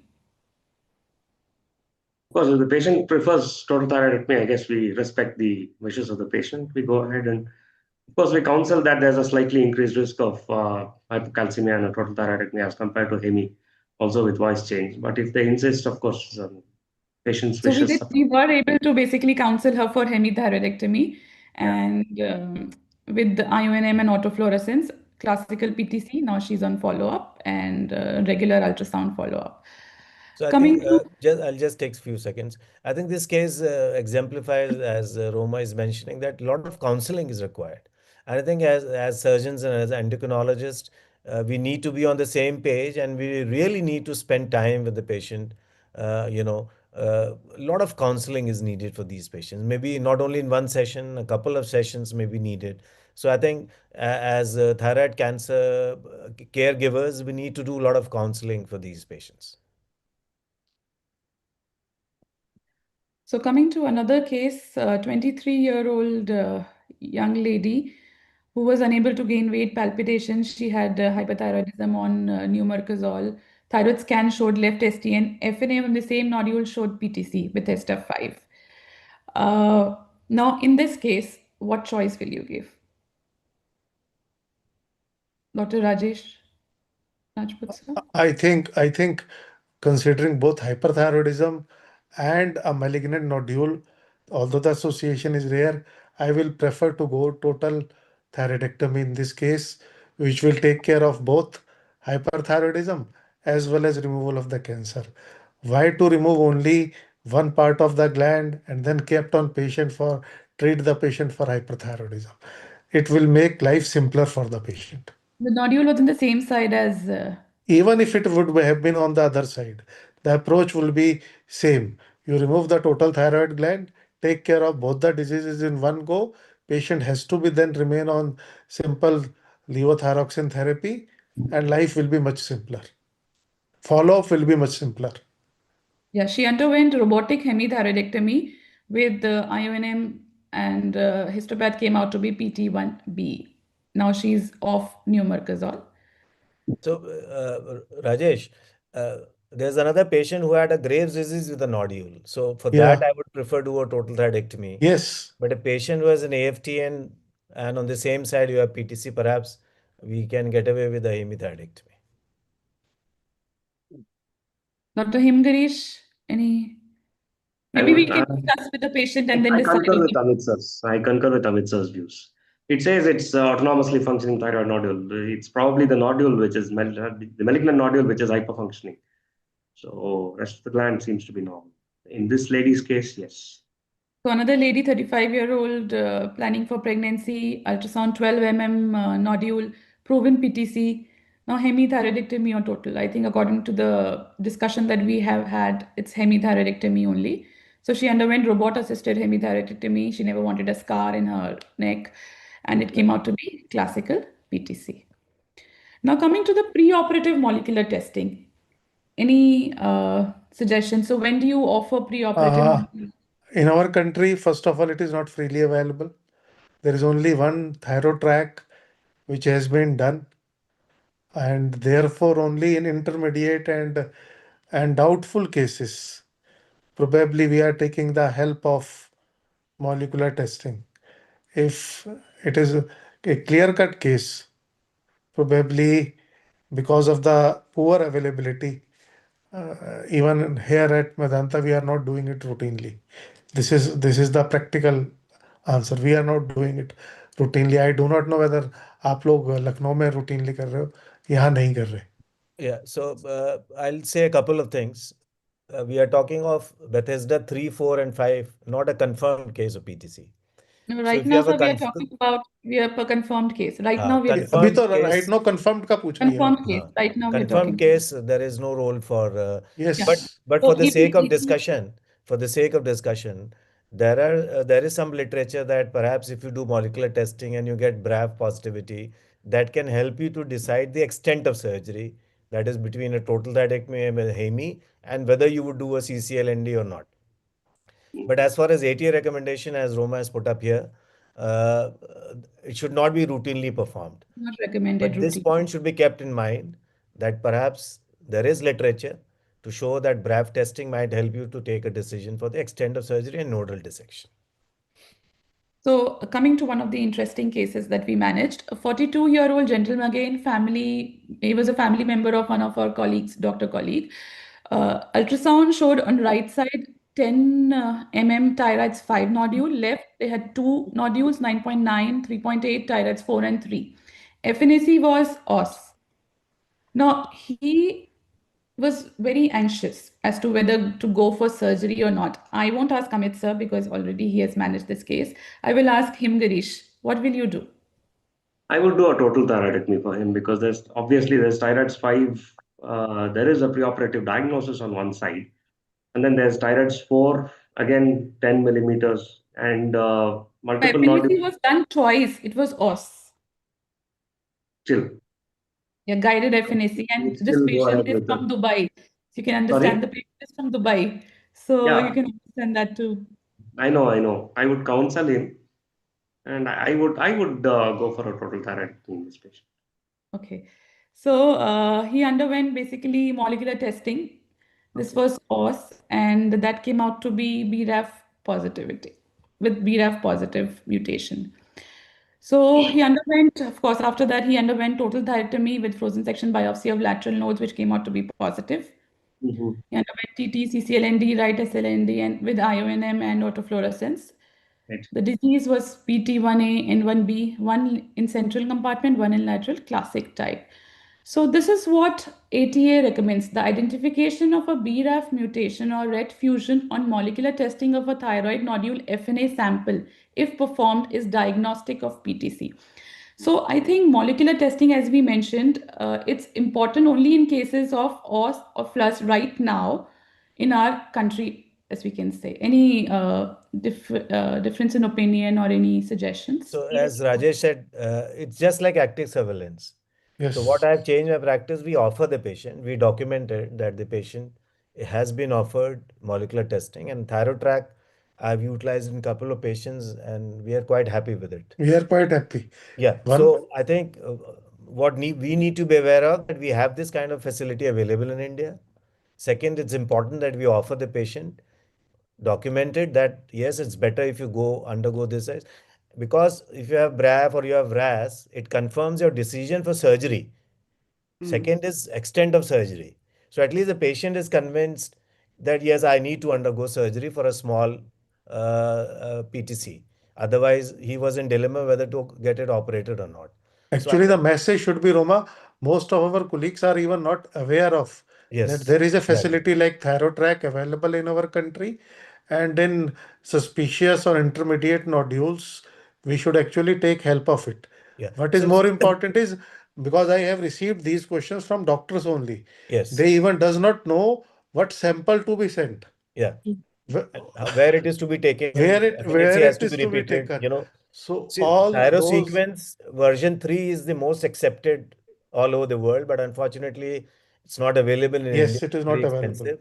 Thyrotrack has not been internationally validated. I Yes, must say that. But in a few patients that I have used, and I'm sure Rajesh, you have also the yes. same experience, it's coming out well, you know. So I think it's a good modality to offer the patients. It's not very expensive, and it helps us as a clinician and the patient to take a decision for surgery. So now coming to the post-operative molecular testing. Coming to the first case, hemato-oncologist that we discussed who underwent hemithyroidectomy. Now she has this report of BRAF positivity after hemithyroidectomy in her PTC. Now what? Hmm. Go for total thyroidectomy. Okay. I mean, she has not undergone any So procedure till show me now. the tumor size, histopath report, tumor size. Low I risk. right now low risk only. It was less than 1 centimeter Okay, with no Low nurse risk. okay, involvement. Can you Yeah. go back okay. to that, Roma, The her Dr. Khalid case? Yes, patient, yes, yeah. the Yes. Dr. Khalid patient whom we presented just before. Yes, What Yes, was first this Dr. one. case. Khalid? Yes. So The radio. her because pre-operatively she couldn't undergo. She did send her FNA sample for molecular testing, but they every time said it's insufficient. So the final biopsy was sent for this. That came out to be BRAF positive. But Rajesh, Send me the this report literature of has her. is very conflicting on this. Yes, Literature, some papers would say that BRAF imparts aggressiveness, go for total thyroidectomy. Others won't agree. They would say no, it's okay, follow up the patient. You know, Active so I think both options are on the table. both options are open. Again, same thing. We have to discuss with the patient, relative. They are going to ask the similar question. हमारा risk of recurrence क्या है? Long term में क्या होगा? जिसके आपके पास कोई 100% answers नहीं है. So actually वो सारी story वही. So So discuss with the molecular, patient and document it. It should be even yeah. Yes, video we documentation. do all these things. We do all these things. So And molecular profiling of histopath specimen post-operatively is not recommended routinely. So however, if you have such data, it can be used to further estimate risk of recurrence derived from 25, that risk stratification system that we use. So they have, in some meta-analysis, one of the meta-analysis, they have mentioned that it's a combination of BRAF and TERT mutation that you can use to basically take a decision for total thyroidectomy or follow-up of the patient. So basically, alone BRAF, it's not that important. Maybe with a TERT mutation, then it adds more to the. In Yes. fact, Ritesh has added in chats saying that his experience is that they do BRAF regularly on DTC, and it doesn't seem to be of clinical significance because the patients behave regardless of BRAF positivity. IHC, yeah, IHC on histopath specimen we do perform, but this is the molecular testing that was done. So how much that corroborates, because in this patient we haven't done IHC for BRAF. Exactly, ma'am. As per the literature, what it is saying is कि definitely BRAF mutations are commonly present in the PTCs, and but the combination with TERT and TP53 mutation, they confer a higher risk if the combinations there. Yes, Manjari. Right. So suppose we have done hemithyroidectomy and now the histopathology report is available. So what factors favor completion thyroidectomy in such cases? Now we have been doing like less than 2 centimeter, less than 4 centimeter, we are offering them hemithyroidectomy. So when do we, what factors will tell us that yes, we have to do completion thyroidectomy? Yeah, for a start, if if there's a histopathological surprise in the sense that preoperatively we think it's a single unifocal single focus of disease, and then in the histopathology they say that there are multiple foci, even though it's the same. I mean, it's the same lobe that we've taken off, only half the lobe that we've taken off, or maybe unfavorable tumor biology, maybe a tall cell variant or other such variants on histopathology, things that point towards more virulence of the tumor. Yes, so these 3 points which we have to make a pre-operative, before surgery, we have to counsel these patients that, yes, you may land up in completion thyroidectomy if required. Now coming to Dr. Vineet. Yes, Good evening, Vineet. ma'am. Good evening. What is the role of radioactive iodine after thyroidectomy in primary management of DTC? When do you give and when you do not give? Ma'am, in the low risk DTC, currently it is not routinely recommended for the radioiodine therapy. And if there is a metastatic lesion or if there is lymph nodal metastasis, then it is recommended to give for intermediate to high risk to give for radioiodine therapy. So low grade may, ma'am, in low grade, earlier it was 30 millicurie, but currently after this estimable 2 trial result, that there is no significant difference between the radioiodine group or non-radioiodine group in case of low risk DTC. This now has been recommended to avoid radioiodine and keep patients on their follow-up only. Yes. So as of now, even we are following the same. We do not send low risk patients to Vineet. We only send low, intermediate, and intermediate high risk and high risk patients to Vineet and nuclear medicine colleagues. So this, I hope nobody has any difference in opinion in this. Anybody? Yeah, I think No. we all agree. We all agree, But we are on the same page. yeah, the estimable 2 study I would recommend everybody to read, because this is a long-term study which has shown even after 5 years of not giving radioiodine to low risk, the result Same is not outcome. inferior. So it's Yeah. an interesting study, and I think we should all read this study. And how should clinical response to surgery be assessed, and when TG levels to be measured? Dr. Manjari, can you let us? Ma'am, clinical response has to be assessed after surgery because, as Amit sir has already said, that dynamic risk stratification is important. So normally we do around the thyroglobulin levels after around 6 to 12 weeks of surgery. It can be done combined with an imaging modality, which is commonly ultrasound. And then based on that, the response to therapy is determined. If seeing the non-stimulated TG and the stimulated TG, we can determine and the structural disease, if it is there, we can categorize the response to therapy to the surgery based on soon within 3 months of doing the surgery, we can assess the response. I think we are all agreeing on this. And Yes. But this probably we should do for total thyroidectomy The total patients, thyroid. what not about our for post-lobectomy lobectomy patients? patients. Yes. Oh, So what Yes. about, so Dr. Rajesh Tricky. Rajput sir, you can mention about the post-lobectomy patients now.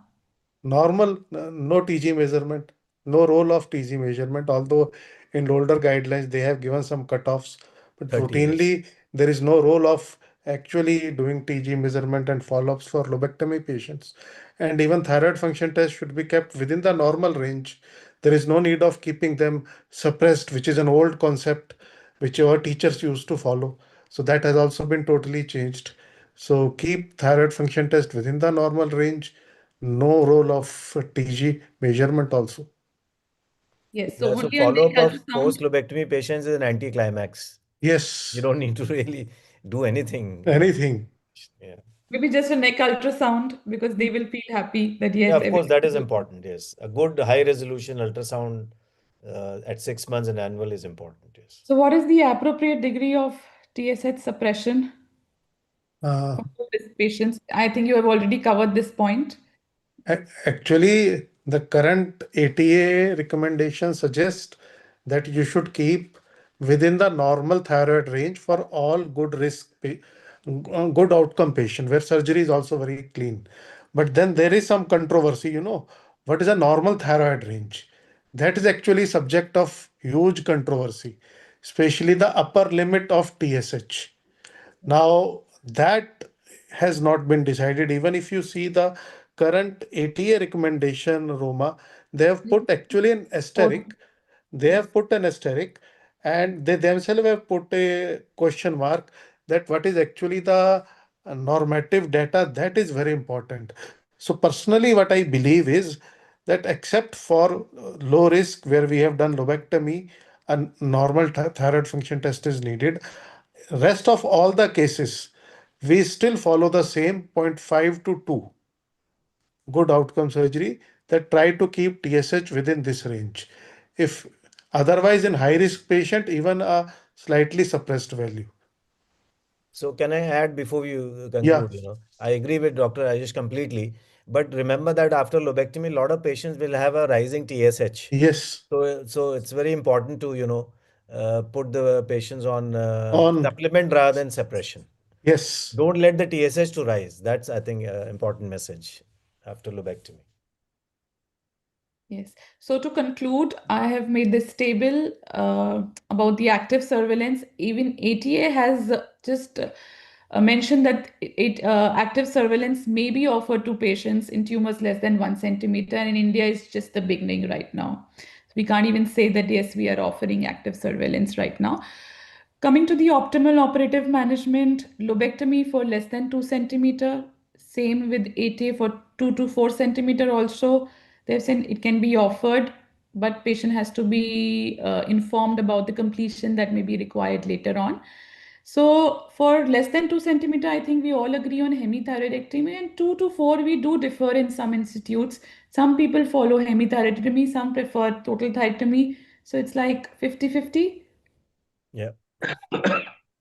So coming to the molecular testing, even AT doesn't recommend it routinely, and in India, so we are just again, it's No, just but a this beginning for molecular us. testing is for confirmed case of PTC, not Yes, yeah. confirmed, not the Yeah. OS plus category. Yes, not the OS and plus. And selective use, of course, we can use it diligently with our patients. Patients are demanding, they do read up. So when they demand, I think we can offer them and tell the risk We can involved in ask Vineet, what is the practice of nuclear physicians all over the country? Are they still giving no RAI in low risk?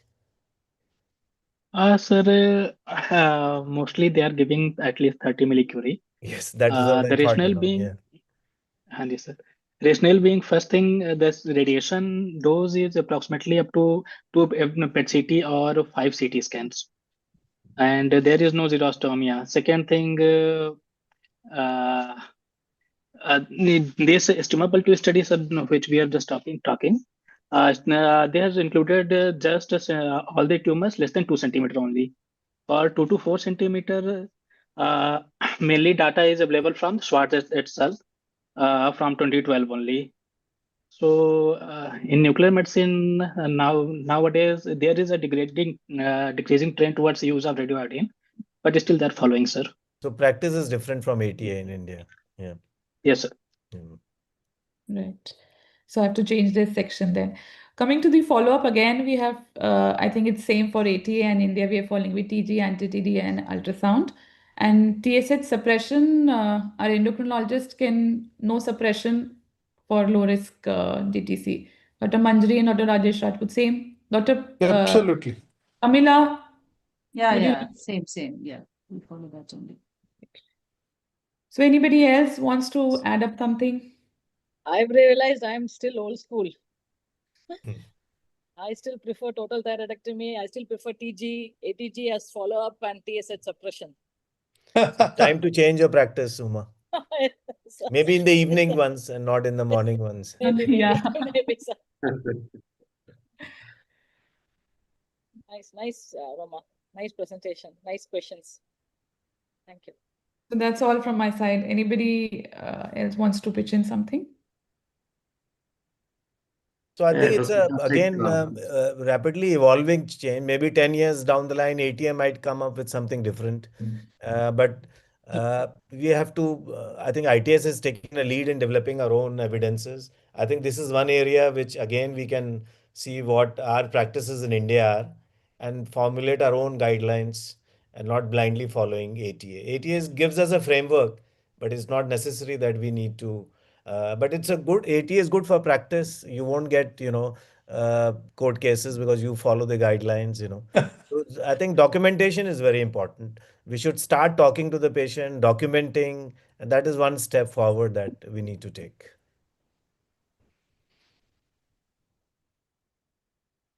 Yes, over to Ganavi now. You can take the. Thank you. Thank you. Thank you very much. Bye. Thank you. Bye. Bye. Good night. Thank Thank you. you, Madam, for spearheading the discussion so well and clarifying many controversies, and also the panelists for focusing on balancing the evidence guidelines and also considering the Indian scenario. So, to formally conclude today's program, I invite Dr. Pramila Kalra, Madam, who is the President-elect of the Indian Thyroid Society, to deliver the vote of thanks. Over to Madam. Yeah. Thanks, Dr. Ganvi. And I think we have overshooted the time by quite some time, by 45 minutes. But I think the discussion was so good that we all learned so many things today from each other. And that was the purpose of this program.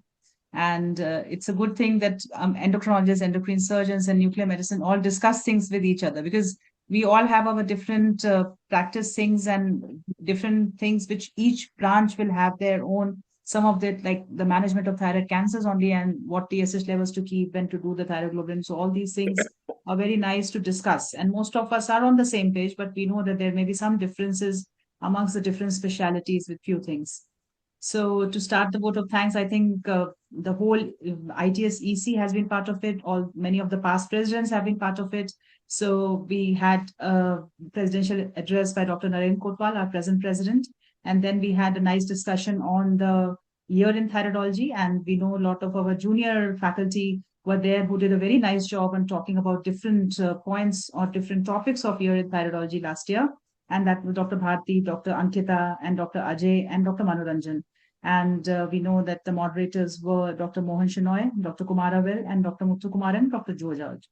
And then we had a panel discussion, which the moderator was Dr. Saptarishi, and we had our very senior endocrinologist, Dr. Sarita Bajaj Madam, Dr. Shashank Joshi, who were part of the panel discussion, and Dr. Mini Pillai. And then we had a monologue by Dr. Salman Razvi, who talked about the thyroid function in aging and cardiometabolic health. And we know that's a very, very important topic, because still there's a lot of confusion about subclinical hypothyroidism, not only in the younger population, but also in the older, because we know that the data is very, very controversial, especially in older population. And the moderators were Dr. Sachin, Dr. Rama Mohan, Dr. Ritesh Agarwal, and Dr. Vijay Bhaskar Reddy. And then this panel discussion, Dr. Roma moderated it so well, and we all were enjoying the panel discussion, I think. So the moderator was Dr. Roma, and the panelist, I also thank the panelist, Dr. Rajesh. I know sir had to join very late, but we couldn't help it. And but sir was very enthusiastic in the discussion. and Dr. Amit. Dr. Amit is also my teacher, Dr. Hima Girish Rao, and Dr. Vineet Mishra, Dr. Uma Devi, and Dr. Manjari. So I think we all had a nice discussion. And the last person I'm thanking, who's not the last person, not the least important, Dr. Ganvi, who has moderated the full session very well and has done a lot of hard work for this program. So I think Dr. Ganvi deserves an applause. And also the IT team, who has been excellently coordinating from the back end, because I know nothing can happen online if the IT team is not good. So IT team has done a wonderful job today. And I also would like to thank our secretary, Dr. Arun Menon. He couldn't join because he joined, but he was busy with some of the things because we got too late. He was supposed to be delivering the vote of thanks, but unfortunately we got late, so he couldn't join. So I apologize for that. And I think good night, everyone, and enjoy your Lodi and Makar Right. Sankranti. Thank you. Thank Bye. you. Thank you so Bye. much. Bye. Bye. Take Thank you, care. everyone. Bye bye. Bye. Thank you. Good Bye, night. bye. Happy Bye, Lodi. madam. Happy Makar Happy Lodi. Lord.